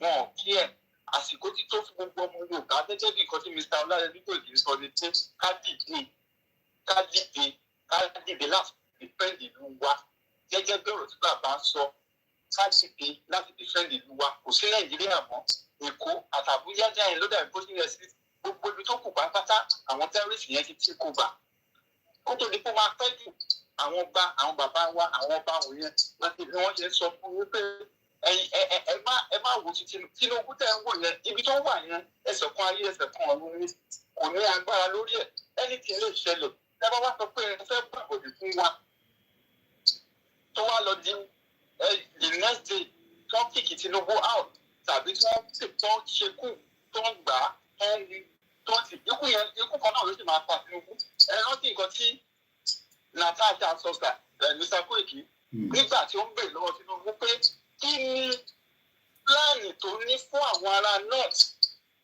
bí àwọn Yorùbá ti gbàgbé nípa insecurity Tinubu fún woman yẹn lésì pé tó ń bá já sí ọ̀rọ̀ security pé wọ́n máa pa òun ní òrò pé bóyá rántí Tinubu ni wọ́n máa pa òun tí òun bá já sí ọ̀rọ̀ insecurity that is to say kò tiẹ̀ rẹ́dí àti ẹ̀ ti bá àwọn pípù yẹn sọ anything ó dẹ̀ sọ pé ó fẹ́ ṣèjọba ọdún mẹ́jọ ọdún ní tẹ̀ ń ṣe lọ́dẹ̀ tí ń parí ẹ̀ etí Tinubu di etí bàbá yẹn di ikú etí tí ní olè ló máa pa bìbọ́ ó pè pé òun lè lo owó tàbí lo ipò láti ta gbogbo àwọn Yorùbá fún Fúlàní táwa ò dẹ̀ nígbà àdẹ̀ nígbà fáwọn bá wọn yẹn ìjẹ́lẹ̀ bẹ́tà fún àwọn ọba yẹn láti ronú wọn bẹ́ẹ̀ méjì bọ́ọ̀rọ̀ máa wá dàbí àwọn mẹ́rin ìjọba ẹ̀wẹ̀kú ẹwẹ́lẹ́ ikú rẹ̀ owó rẹ̀ ni o wọ́n rò dáadáa àtẹ́tì wọn wọ́n rò dáadáa kí wọ́n tó gbé ìpínlẹ̀ ní torí pé gbogbo nǹkan tó ń pè ọ̀rùn ní sí àwa mọ̀ pé àwọn náà fẹ́ charge gbogbo ọ̀nà láti gba ìjọba yẹn lọ́wọ́ ẹ̀ bóyá kó tó ti bá àwọn Biafra ní ìpínlẹ̀ wọ́n lè sọ di war to war gbogbo ọ̀nà tó ń dẹ̀ ń gbà yẹn èmi dẹ̀ fi ojoojúmọ́ gbàdúrà fún bàbá Ìgbòho àti Samuel Ekpa àti bàbá Akíntóyè àti gbogbo ẹ̀yìn tẹ̀ ń sọ̀rọ̀ jáde tẹ̀ gbójú jáde pé Ọlọ́run àtúbọ̀ máa fi lẹ́yìn because wọ́n fẹ́ ṣe nǹkan tó jẹ́ pé wọ́n máa kíkì Tinubu out Tinubu dẹ̀ fẹ́ lu owó láti fi sọ pé káwọn ọba yẹn lọ fẹ́ẹ̀ kò ní ṣe é ṣe ẹ̀yin tó bá ẹ má ṣe é o kì í ṣe tíẹ́tì àtẹ́tì ẹ má ṣe é èmi sọ fún báwọn èèyàn ní sọ̀rọ̀ dáadáa ẹ má ṣe é àwọn èèyàn dúró dè yìí ẹ má ṣe é ó bẹ́tà kẹ má ṣe é torí pé kí ni ẹ ṣe ibi tá à ń lọ máa débẹ̀ lágbára Ọlọ́run gbogbo ọmọ Yorùbá a ò ní ṣìṣe o ilẹ̀ ìlẹ́yìn a máa débẹ̀ àsìkò tí tó o wọ́n ti gba Àbújá tí àwọn yẹn kò Nàìjíríà ò tán Èkó àti Àbújá ló dàbí pé Tinubu ṣe ń rò gbogbo ibi tó kù pátápátá most especially from the middle belt lọ sókè lọ́hùn àwọn pípọ̀ wọ̀nyí ti gba gbogbo bẹ̀ south àwọn Biafra ń dẹ́fẹ́ǹdì tiwọn west wọ́n ti wà nínú gbogbo wa already. So ẹ jẹ́ ká ronú àsìkò ti tó fún wa láti gbé ìgbésẹ̀ tó yẹ ká gbé ẹ ṣe gan kò ní bàjẹ́ o mo gbàdúrà pé lágbára Ọlọ́run ẹ ní ṣàṣìṣe o kò ṣe jẹ́ ní ẹ̀sà thank you so much akínyìn bàbá wa fún láti bá wa dá ṣètò náà ẹ jẹ́ ká lọ sí orí Facebook tó kù ká sáré kí àwọn èèyàn wa kí bàbá wa Joshua F.O. Moses àkí bàbá wa Ọmọlẹ́yẹ Ẹkúndayọ̀ Moses àkí bàbá wa Oyègbilẹ̀ ẹ̀ṣẹ̀gọ̀rin mo kí gbọ̀nyìn tẹ́wà lórí Twitter space whether you're Yoruba or not mo kí Aziz Shakiru Yawa Grace Olúṣòótọ́ Dizzyman 123 says we need the backing of the United Nations as we can win this push for self-determination, freedom and prosperity. Yoruba people in the diaspora are leading the world in the new financial technology innovation. Between 2014 and 2018, 30,000 plus Yoruba had their lives cut short. That is a crime against humanity. That is what we are saying. We can't continue on this trajectory of one tribe that continue to perpetrate atrocity in Yoruba land. Yoruba identity is under threat.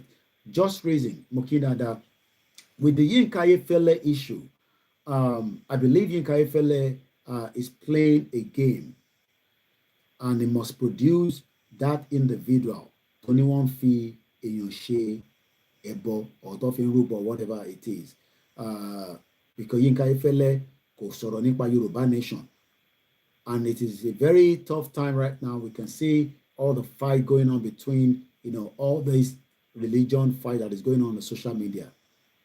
So why would Yinka Ayefele now interview somebody tó lóun fi èèyàn rúbọ? I don't understand what is behind it. But definitely there is, there's something behind it that we need to talk about. And Yinka Ayefele should come and explain fáwọn ọmọ Yorùbá. I'm not sure why my calls is going. I've just missed another call. So let's take this call quickly. Eba ṣe ní kíákíá because àti ń fẹ́ máa parí ètò yẹn bọ̀ a ṣe ní bí just 20 minutes. Ǹdẹ̀ sísọ lẹ́ẹ̀kan. Ẹ kálẹ́ nǹkan Koiki. Ẹ káàbọ̀ sórí ìkànnì wa. Ẹ kú ètò nìyẹn. Ẹ kú iṣẹ́ ọmọ Yorùbá ẹ kú àgbálẹ̀ wa. Àwa nìyẹn. Mo fi alẹ́ mo fi kí bàbá wa Professor Banji Akíntóyè ní PSI. Essentially, a country without the proper certificate, it is dead. Nigeria is dead, whether we like it or not. Nigeria is dead. But àdúrà tèmi ní pé bó ṣe ń lọ yìí ṣe láti not yẹn lọ sábùjá ẹni gbogbo wàhálà yẹn máa ti dẹ̀. So they will just make the job easier for our Yoruba because it is very very easy for us. Wọ́n sọ fún wọn sìn bí nǹkan tó pé tó kọ orin kan tó pé àsìkò kan ń bọ̀ tí ọba máa sáré pọlitíkà máa sáré sẹ́nẹ́tọ̀ mi gan ó máa sáré ọba mi máa gbàgbé bí pàrọ̀ sí ẹ̀ lẹ́nu pẹ̀lú bó ṣe ń lọ yìí kọ́ńpọ̀tì láti máa gbà bòde because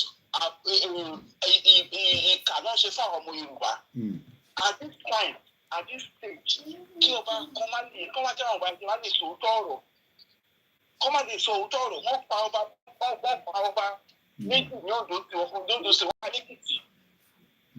None of them kò sẹ́ tó sọ kankan. After Yorùbá nation wọ́n gbá igi oníṣòwò méjì bí káwọn òṣèlú ìgbọ́n ọkọ̀ tó tẹ̀ ń ṣe tẹ̀lé rárá. Wọ́n gbọ́ ọ̀dà sí ni. So is it how we are going to continue? Ìyà ń jẹ àwọn ọmọ èèyàn, ìyà ń jẹ ebi ń pa. We want our own freedom.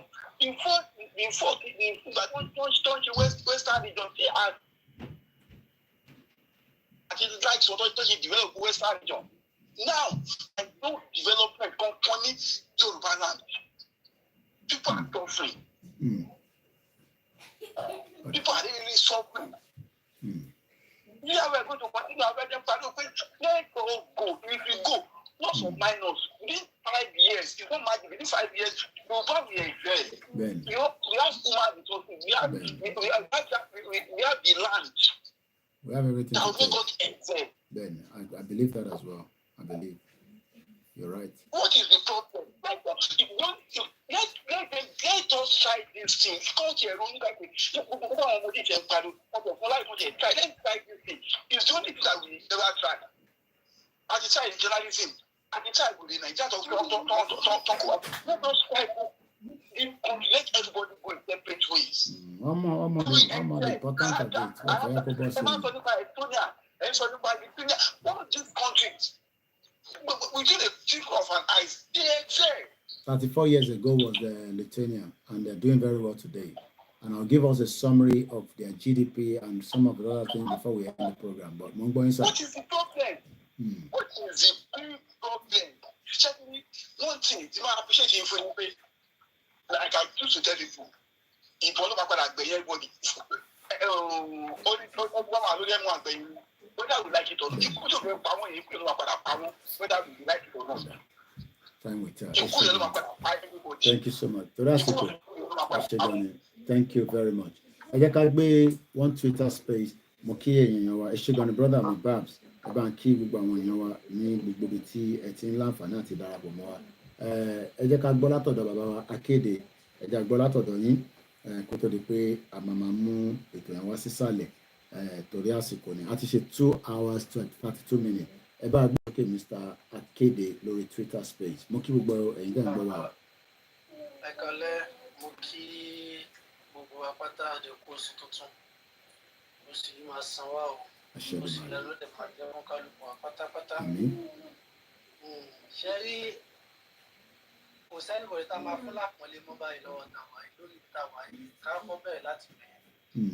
Gbogbo àwọn táwọn àpọ́nlé tẹ́lẹ̀ yóò bá ti lè sọ Yorùbá Yorùbá kò sápọ̀nlé fún wọn ẹni yẹ̀yẹ́ ni wọ́n a lè máa sọ wọ́n lẹ́nu ìyẹ́ wọn náà. Tí Yínká Ayéfẹ́lẹ́ bá ń jáde tó ń sọ̀rọ̀ ṣẹ̀ṣẹ̀ bẹ́ẹ̀ yẹn àpọ́nlé tán fún tẹ́lẹ̀ yẹn kò sápọ̀nlé fẹ́ni kankan wọn mọ́. Ẹni tó bá ti lè dúró ní ègéṣì pé ọmọ Yorùbá kò sọ̀rọ̀ Yorùbá ẹ wá sọ pé ẹnìkan tó lóko nílẹ̀ Nàìjíríà lẹ́ tó wá sọ̀rọ̀ nípa Yorùbá ó máa dẹ́bi ẹ̀yẹ lọ́dọ̀ tiwa a lè máa wọ ẹ lẹ̀. To one against the Iranians, I don't understand. So something is not right.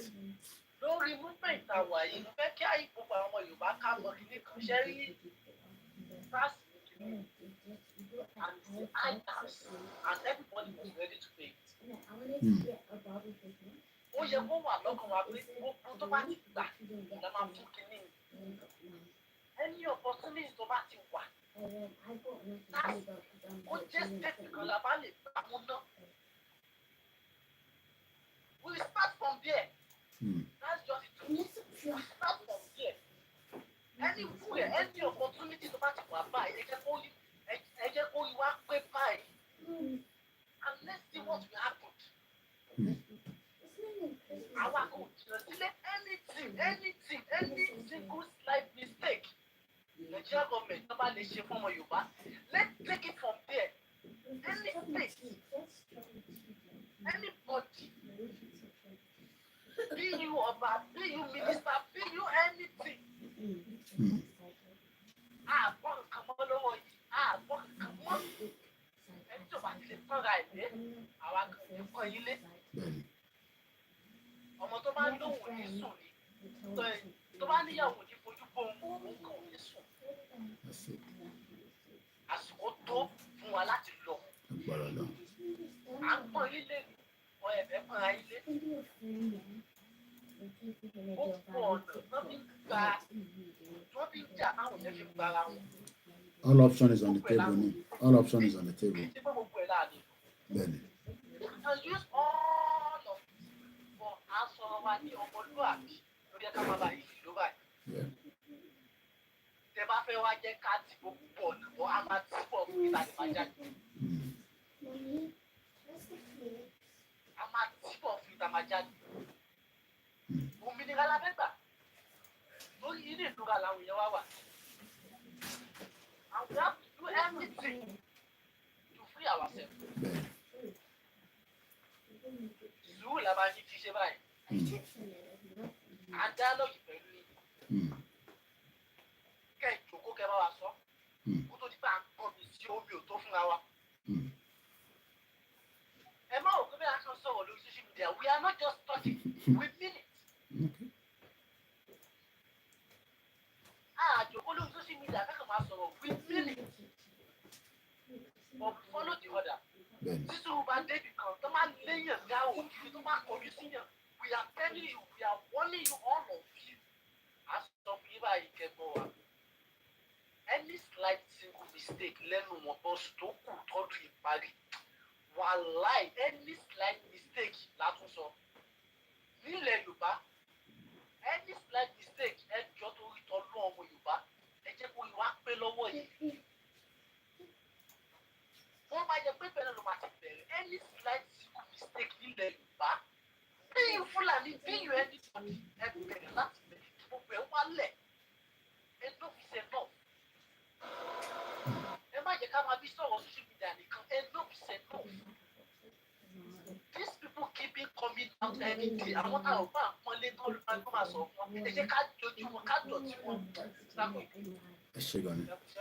Tó ẹ jẹ́ ká lọ gba kọ́ọ̀lù kan tó ti ń pè wọlé. Mo kí ẹ̀yin ọ̀jọ̀gbọ́n tí ẹ wà lórí ètò. Ẹ̀yin tẹ́ ń wò wá lórí Facebook ẹ rí i pé mò ń show background kankan. Ẹ̀yin tẹ́ máa wò ní tá bá download fídíò yẹn later, ẹ̀yin náà láǹfààní àti rí fídíò tí mo ṣe lénìí. Hold on sir, fídíò tí mo ṣe nígbà tí mo jáde àwọn ilé ńláńlá tó ń kọ́ gbogbo yín náà lè máa rí lórí àwọn platforms tó kù àti post ẹ̀ wá síbẹ̀ nísìn. Tẹ́ bá wo àwọn ilé yẹn ó dàbí ilé cocoa house ni but kò ń ṣe méjì ni wọ́n ń kọ́ simultaneously ni. These are the kind of structures that we want in Yoruba land. These are the future Yoruba country that we want. Ẹ bá gbóhùn sókè alàgbà tó ń pè, ẹ bá mute tẹ́ fi ń gbọ́ mi tó bá yẹ pé tó ń gbọ́ mi pẹ̀lú ọ̀nà lórí platform. À ń gbọ́ yín sà. Ẹ kú iṣẹ́ takuntakun sà. Elédùmarè ló ń ṣe sà. Mo kàn fẹ́ sọ̀rọ̀ díẹ̀ nípa ọ̀rọ̀ Yorùbá nation ní ọgbọ́n ọmọdé tèmi bá ṣe ń bá lọ media rẹ̀. Àìsíláàdì ló ń pè láti máa folúkọ Òṣòdì. Ọ̀pọ̀lọpọ̀ wọn tájọ wà. Ọkọ̀ ọ̀bẹ ní pé a kàn ṣeré lórí platform lórí social media ni. Bí èmi dẹ̀ ṣe wù pé ọgbọ́n ọmọdé tọ̀dọ̀ ni gbogbo ìtọ́run àgbàlagbà wọn dádì wa ń bá jà kìtọ́ sọ pé ká má gbọ́ wọn ọba ká má ṣe nípò pé eré ṣe àkóso gbogbo wọn tó jẹ́ pọ̀ wọn tèmi bá ń sọ̀rọ̀ Yorùbá nation a ní eré náà ṣe ń ṣe ìjà nígbà tí a bá jáde sí ìta tí everybody bá rí i pé no àjáde gọ́ọ̀mẹ̀ntì gan mọ̀ pé nǹkan tá à ń béèrè lóbi ṣeréṣeré tàbá sì wà lórí platform ọ̀pọ̀lọpọ̀ ṣeré bẹ̀rẹ̀ èrè ọwọ́ ni so lọ́gbọ̀n wọn lè ti dábàá tí jáde síta ká béèrè nǹkan tá a fẹ́ lọ́dọ̀ wọn àti ọba gan kọ́kọ́ gbàgbé pé ṣé àwọn ọmọ iṣẹ́ ń ṣeré ni ṣé wọ́n mí nǹkan tó ń sọ ni tó bá dé táìmù gba ẹ̀ta èmi ò ṣọ́ pé gbogbo bí nǹkan tá à ń béèrè pé jẹ́ntì lọ́dọ̀ àwọn gọ́ọ̀mẹ̀ntì wà ẹ̀pọ́ lè fún wa o. Okay. Hello sir. Mo ń gbọ́ yín, à ń gbọ́ yín, mo ń gbọ́ yín. Nǹkan tá à ń béèrè gọ́ọ̀mẹ̀ntì pé ókè lẹ́gbẹ́ pé ká nẹ́gbẹ́ pẹ̀lú wọn gọ́ọ̀mẹ̀ntì ò ní ẹ̀fà àwọn tó kọ́ dà mí lọ́pọ̀lọpọ̀ tó jẹ́ olóṣèlú ọ̀pọ̀ gan. Bákan sọ̀rọ̀ Yorùbá ìlọ́dún ọkọ̀ máa ń yín mú sí mi ní bá sọ pé gbàgbé ní bàbá wa ṣe Sunday Igboho lọ sí Amẹ́ríkà gbọ́dọ̀. Bọ́dà mi kan wà tó jẹ́ pé APC politician ni. Ó wá ń sọ fún mi pé gbogbo ètí Sunday Igboho ṣì ń ṣe yẹn pé ó kàn ń ṣeré ni. Gbogbo lọ́dún lè bá wa dá sí nǹkan tó wà lẹ́yìn. Gbogbo àfẹ́sẹ̀ ara wa tí ọ̀hún gọ́ọ̀mẹ̀ntì kan bá mọ̀ pé àṣeré gbogbo ẹni tó bá máa kú tó máa kú ẹni tó bá máa kú tó máa kú. Pé ìgbà yẹn ni gọ́ọ̀mẹ̀ntì ṣe máa fìtì pẹ̀lú wa kọ́ máa mọ̀ kó pé ó fi ọmọ Yorùbá ìrọ̀ ó dáa pọ́ mọ̀ nǹkan tó ń sọ bá jẹ́ pé orí social media náà ṣì wà táyé sọ pé à ń London à ń lọ sí Amẹ́ríkà à ń lọ sí ó náà wọ́n fún yẹn pé kò sí nǹkan kan tó fẹ́ bá wa ṣe gọ́dà mi olóṣèlú gangan tó jẹ́ pé local government ọ̀sọ́lọ̀ local government ló wà tó ń bá wọn ṣiṣẹ́ ìbákan sọ̀rọ̀ bá ní kákọ́ni àkànṣe lórí kákọ́ni àkànṣe yìí. ṣe rí àwọn tó ń sọ pé à ń ṣeré yẹn intern ṣe ni pé à ń create a lot of awareness sí ẹ̀mí àwọn èèyàn torí pé ẹ̀mí máa bọ́ ní nǹkan tá a gbé dání so ẹni tí ẹ̀mí dẹ̀ mọ̀ pé ó fẹ́ bọ́ ó lè wò pé ó wọ̀tẹ̀ but ẹni tó ò ní làákàyè tí à ń béèrè fún tẹ́mi ẹ̀ bá bọ́ ó lè fi blame wa pé ẹ bá dẹ̀ ṣàlàyé fún mi gbé nǹkan báyìí ni so kò sẹ́ni tó lè ní any doubting mind pé crisis ò ní ṣẹlẹ̀ nílẹ̀ Yorùbá it doesn't matter how in tó ṣẹlẹ̀ ni pé people want it right now but we have to be very very strategic this time around when we wanted to make the push àwọn èèyàn wa sọ pé kò tí tó time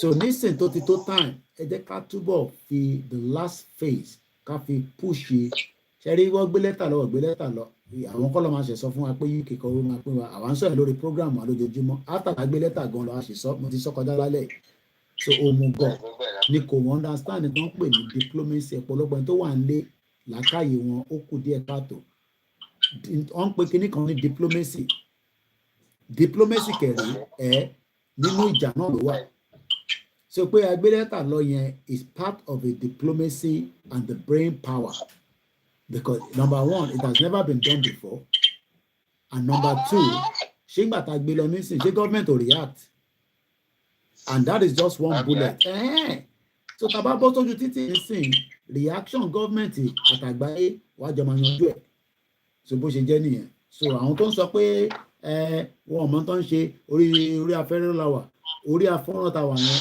òun náà láti shut down many things tí government ò lè ṣe because government fẹ́ gbé àwọn ìgbésẹ̀ kankan but the fact that wọ́n mọ̀ nísìn pé ayé ó ti já lura wọn òun lè ń gbọ́ mi ní máa folókù life nísìn eléyìí ṣe pé wọ́n editẹ̀ bó ṣe pè fún Tinubu mo ṣe pè fún náà nìyẹn bomb bastard ni kò sí nǹkan tó máa ṣe fẹ́mi the worst case ni wọ́n á ní kí n máa bọ̀ Nàìjíríà bọ̀ ká tó pé a fẹ́ wá Nàìjíríà yẹn ní tó bá máa pàtó padà wá sí Nàìjíríà this time around nísìn ó máa eléyìí ṣe gbà tí mo wá ní 2021 yẹn ara awareness làwa ṣe this coming out tabana padà wá this time around Ìgbòho tẹlé kúrò ní Nàìjíríà ṣẹ́yìn rògbò tó bá padà wá nísìn ẹ máa fọwọ́ ra lórí ni so ó máa di iṣu àtayáyan kata pẹpẹ ni so Ìgbòho dẹ́mọ̀ tó ń bá wálé ìjà àwọn ọmọ Yorùbá mọ ìdí tá a ṣe fẹ́ lọ kó má di pé ikú kan ló ń ṣẹlẹ̀ ní gbogbo ilẹ̀ Yorùbá tó máa wá blame wa pé àìbádẹ́ sọ fún wa ikú tó ń pa wọ́n nísìn kò ń ṣe ikú Yorùbá nation ikú Tinubu ló ń pa àwọn ọmọ Yorùbá because ebi tó ń pa yín nísìn Tinubu ló ń fìyà jẹ yín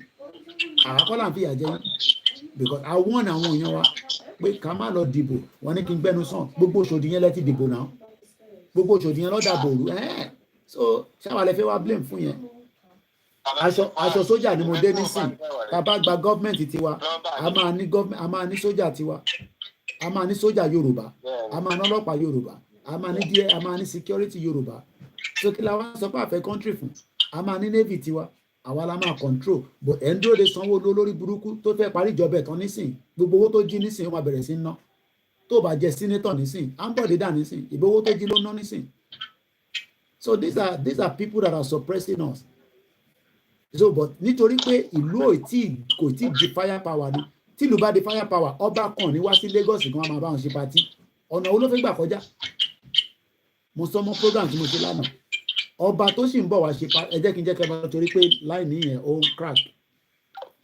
ọba tó sì ń wá ṣe party nítorí pé a sì fún wọn ní títì tó fi ń kọjá ni nígbà tá a bá block gbogbo títì bí àwọn afi mọ́tò wọn gun orí wa ni àsìkò yẹn ń bọ̀ so ká lè wind down the program because it's already 2 hours 44 minutes and I only have 15 minutes left so I need to back call more. So what I'm going to do right now is let's just go back to Lithuania and see a little bit about their overview, and this is coming from the European Union website www.european.union.europa.eu. Lithuania overview capital wọn ló ń pè ní Vilnius. Vilnius yẹn ni Russia Soviet Army ló lọ invade after tí wọ́n make a declaration ní 1990. Their official language kò kí ń ṣe English. Àwọn Lithuania ní láti lọ gbọ́ English, wọn need English láti fi operate nílùú wọn. Èdè wọn ló ń sọ tó ń pè ní Lithuania. Tàbá gba country bó ṣe máa rí nìyẹn. Nígbà wo ni wọ́n di member European Union? May 1st, 2004. Táwa náà bá dá dúró, we will still be member of African Union as a Yoruba country. We will be member of different organizations around the world. Currency wo ni wọ́n ń ná? Ìlú tó kéré ni ìyẹn ló ṣe darapọ̀ mọ́ EU káwọn náà lè strong. Euro ló ń ná. And they've been a member of the Euro since 1st of January 2015. Tó bá ní Shanghai visa, o lè gbà ní lọ sí Germany, ó dẹ̀ lè gbé dé Lithuania. Gbogbo geographical size wọn is 65,284 kilometer. Population wọn bá ṣe sọ is 2.885 million. Political system. Lithuania is a parliamentary republic with a president who is the head of state. The president appoints the prime minister who is the head of government. The parliament is a single chamber legislative body. The country is divided into 60 municipalities with directly elected mayors. Lọ́jọ́ iwájú àwa náà máa ní province. Province wa máa operate láti fi make sure pé ọmọ tó bí síbẹ̀ kò ní máa lọ yọ burglary proof. A máa ní province tó yẹ pé a lè record representative wa taba. We will run a ṣe máa run politics. But kò ń ṣe politics àwọn gbẹ̀gìrì àtẹ̀bà tẹ́yìn ràn lọ́wọ́ ní Nàìjíríà nísìn tí kò lè mú àṣeyọrí kankan jáde. Torí ọ̀nà ní Tinubu náà ni kò ṣe tí ní àṣeyọrí kankan látọdún kan tó ti wà níbẹ̀. Àná òun ló da gbogbo Nàìjíríà rú, kò Nàìjíríà ti dàrú kó tó débẹ̀. But ojú kòkòrò bí àṣà Professor Wọlé Ṣóyínká ṣe sọ pé báwo ló sọ pé báwo ni bàbá Wọlé Ṣóyínká ṣe sọ ó ní Tinubu òkè ń gbọ́ràn etí ẹ̀ ti di òwú wà létí ẹ̀ ó fẹ́ di president kọ́ lè máa pè ní president àdẹ̀dúpẹ́ pé wọ́n ti ń pè ní president but kí láǹfààní òfò president tí kò lè make a decision tó máa jẹ́ kí ilé ayé ọmọ Yorùbá dá Benin nìkan níbẹ̀ yẹn wọ́n ní tó bá mú 1 million naira Nàìjíríà dání wàá gba 300,000 naira safer Benin. Tinubu wà lórí ìjọba ẹ lè gbóúnjẹ wọlé láti Benin Republic wọ́n dẹ̀ ń kó ìbọn wọlé wọ́n ń kó ammunition wọlé ní gbogbo ọ̀nà òkè ọya lọ́hùn ta ló ń fún lára wọn. Tinubu wà lórí oyè ìyà ń jẹ̀wọ́ o lè ìwọ tó ń ṣe exporter nìyẹn nínú ọdún yìí kí ló ti export kí ló ti gbà wọlé. Ìwọ tó ń clear ẹrù ní Àpápá ẹrù mélòó ló ti clear àti wà ní oṣù kí ló ń pè ní 11 ní ilé Yorùbá 11th of the month ó kó oṣù kan tá a máa fi parí ọdún yìí kọ́lọ́ ń jẹ́ kí ọdún yìí kó bá wa láyé kó bá wa láàyè ní àlàáfíà. In this year owó wo ló ti pa ní Nàìjíríà òfò àtàdánù náà ni kò ń ṣe pé àwọn kan ò lówó lóòótọ́ but owó tó ń rọ̀ nínú Nàìjíríà owó ẹ̀jẹ̀ ni. Màmá kan sunkún sí mi lọ́rùn máa gbalẹ̀ onílẹ̀ ṣé ilé ayé náà nìyẹn ibi tó yẹ ká ti wà automated ẹni tó nílẹ̀ kò tún nídìí ọmọ nílẹ̀ òfò kan ẹ̀yin ọmọ nílẹ̀ oníjàgbàjàgbà oníjógbòjògbò ẹ̀yin olè ẹ máa talẹ̀ ẹ tún máa lọ yọ àwọn tó ra lẹ̀ lọ́wọ́ ní àwọn diaspora tẹ̀mọ́tẹ̀ máa ń kàánú ìyẹn lèmi sọ pé èmi ò lè invest ní Nàìjíríà o ọ̀tọ̀ lẹni tó ra lẹ̀ ọ̀tọ̀ lẹmọ nílẹ̀ òfò tó máa yọ wọ́n lẹ́nu níbẹ̀ gbogbo nílẹ̀ ká kó lọ sẹ́wọ̀n ìyẹn ó dìgbà tá a bá débi tá à ń lọ. So it's a crazy system. Mo kí àrólé Odùduwà mo kí àwa Mary Ògúntádé 11 ọ̀kànlá òṣègan ni just reason dizima mo kí ẹ. So gbogbo ilé tá à ń ṣe ní bíbá a fi prepare àwọn èèyàn wa because whether we like it or not nǹkan kan máa kanra wọn irin máa kanra wọn ọ̀rọ̀ tó wà nílẹ̀ yìí sójà ò lè pa gbogbo wa kò possible. We are 60 million gbogbo 60 million yẹn kọ́ ló máa tẹ̀lé wa lóòótọ́ but we only need about 10 million of it.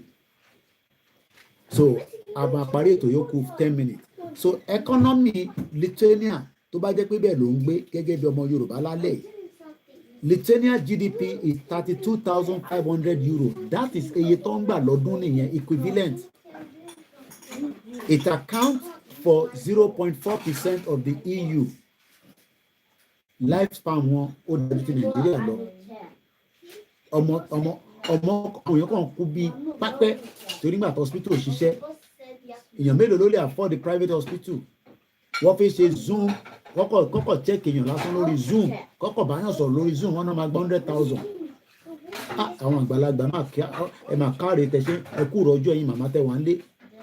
Mọ̀mísí mi nìyẹn nísìn tó bá fi ṣe blood test ní sákọ̀ lọ síbẹ̀ ni wọ́n gbọ́ kò sí bí kankan tó máa ti ní kó wá sanwó. Gbogbo tó tọ́ tó yẹ ní council fún bó ṣe jẹ́ kí council máa ṣe fún gbogbo ilẹ̀ Yorùbá nìyẹn. Èyí la ṣe ń sọ fẹ́yìn ìyá tẹ̀ wá ń lé náà tẹ́ ń sọ pé kò yé yín kí lẹ́mí pé kò yé yín gbogbo òwò tẹ́ ń ṣe pátá lọ́ ti gbà lọ́wọ́ yín.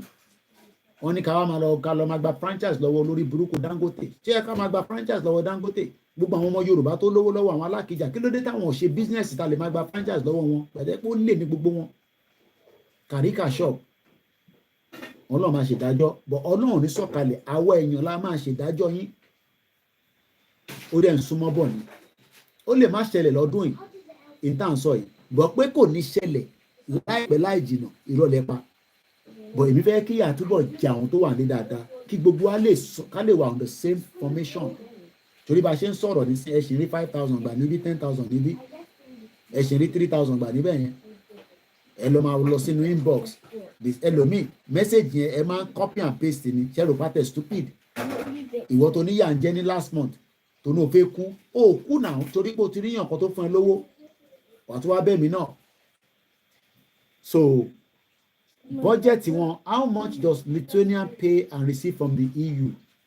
Ó lè gbà náà lọ́wọ́ EU gbogbo eléyìí tá a fi ń sọ fáwọn èèyàn wa pé wọ́n ti suppress wa wọ́n ti kó wa mọ́ ẹ̀rẹ̀ wọ́n ti bà nǹkan jẹ́ tó pọ̀ ẹ má jẹ́ káwa náà wá gbà fún wọn ẹ jẹ́ ká dìde tán gẹ́gẹ́ bí orílẹ̀-èdè ẹ jẹ́ ká béèrè ẹ̀tọ́ wa ẹ jẹ́ ká béèrè pé a fẹ́ lọ kò dẹ̀ sí nǹkan kan tó gbọ́dọ̀ ṣẹlẹ̀ gbogbo interca lórí social media lénìí kò ń ṣe fluke in tó ṣẹlẹ̀ sílùú kan tó ń pè ní Lithuania nìyẹn tẹ́ bá tún wá lọ sí www.history.com kẹ́ type in Lithuania síbẹ̀ Lithuania reject Soviet demand to renounce its independence a gbọ́dọ̀ reject Nàìjíríà láti renounce láti gba independent wa bóyá ọba fẹ́ ọba ọ̀fẹ́ olóṣèlú fẹ́ wọ ọ̀fẹ́ àwùjọ fẹ́ wọ ọ̀fẹ́ àwa la máa ṣe but a gbọ́dọ̀ prepare nítorí pé tá bá ní kí bàbá kí tó yẹ declare nísìn tó di pé sójà sáré kó bọ́n jáde tó sì gbùgbùgbùgbùgbù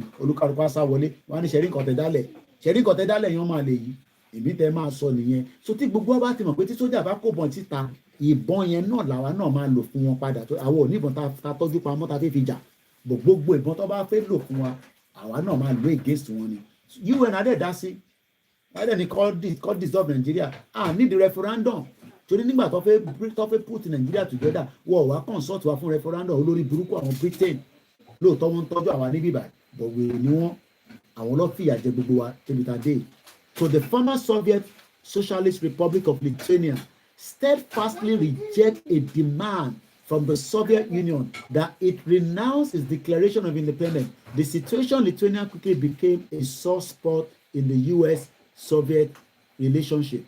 The Soviet Union has seized the Baltic state of Lithuania in 1939. Lithuania complained long and loud about this absorption. Báwa náà ṣe ń complain nísìn tẹ́ǹ sọ fún wa pé ká shut up ká gbẹ́nu sàn à ń disturb àwọn ará ilé àwọn ọmọ mi fẹ́ wo TV nísìn aago 9 àjẹkọ́ wo TV ìyàwó nìyẹn nísìn mo jẹ́ kó sùn ó wá ní kò ní dìjà ó máa padà dìjà náà ni.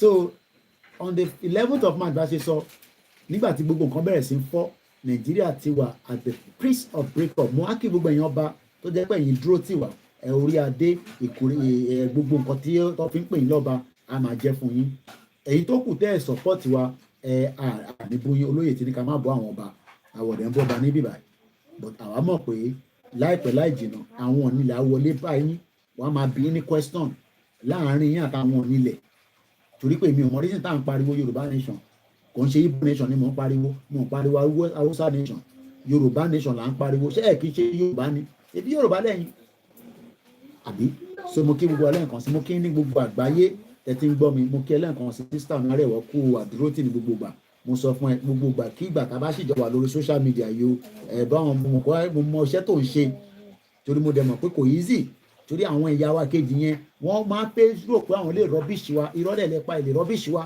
Yorùbá ni wá àwa la lèdè àwa la lóhùn tá a bá fẹ́ sọ̀rọ̀ káàbẹ̀ yẹ kẹ́ gbọ́ à á sọ àwọn ẹgbẹ́ yẹn pé mi ò gbọ́ dáadáa ni à á sọ ìtẹ́ mi gbọ́ so mo kí gbogbo alẹ́ nǹkan sí ẹni tí bàbá dárúkọ ẹ má fi ṣèbínú rárá so ẹ jẹ́ ká parí ètò ká tún lè lọ fẹ̀gbẹ́ lélẹ̀ bá àtẹ̀sùn ká bá àwọn ọmọ ṣeré nínú ilé mo kí gbogbo alẹ́ nǹkan sí o mo kí Mr. Gabriel lórí Twitter space akéde mo kí ẹ mo kí àwọn kan náà wọn ò mi bá wọn ń gbọ́ mi o anonymous làwọn máa ń fi sí àná àwọn fi gbọ́ Koiki báwọn ọ̀rẹ́ kó mọ̀ pé àwọn làwọn wà lábẹ́ ètò mo mọ̀ pé wà lábẹ́ ètò problem ti yín nìyẹn bàbá mi Nurudeen Akínmọ̀yédé mo kí yín mo kí gbogbo èèyàn wa lẹ́ẹ̀kan sí ẹ̀yin tẹ́ wà lórí Twitter ṣé gan ni ẹ̀yin tèmi lórí MixLR Ògúnmọ́lá Abíọ́dún mo kí Akingain mo kí Justice for Masses mo kí gbogbo yín lẹ́ẹ̀kan sí o Yorùbá nation no going back no retreat no surrender oran yọlá máa sùn iṣẹ́ wa fúnlẹ̀ wa orílẹ̀ yìí wá kàgbéga kàgbéga kàgbéga falẹ̀rí ìgbàgbọ́ wà ní pé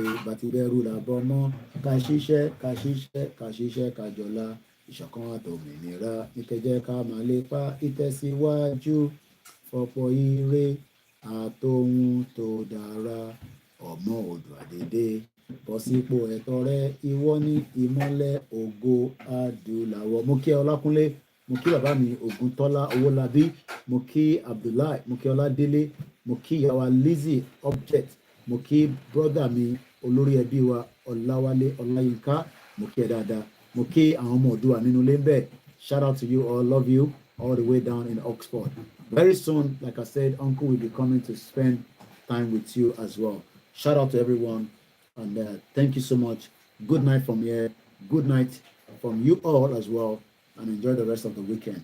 Bye for now. Au revoir.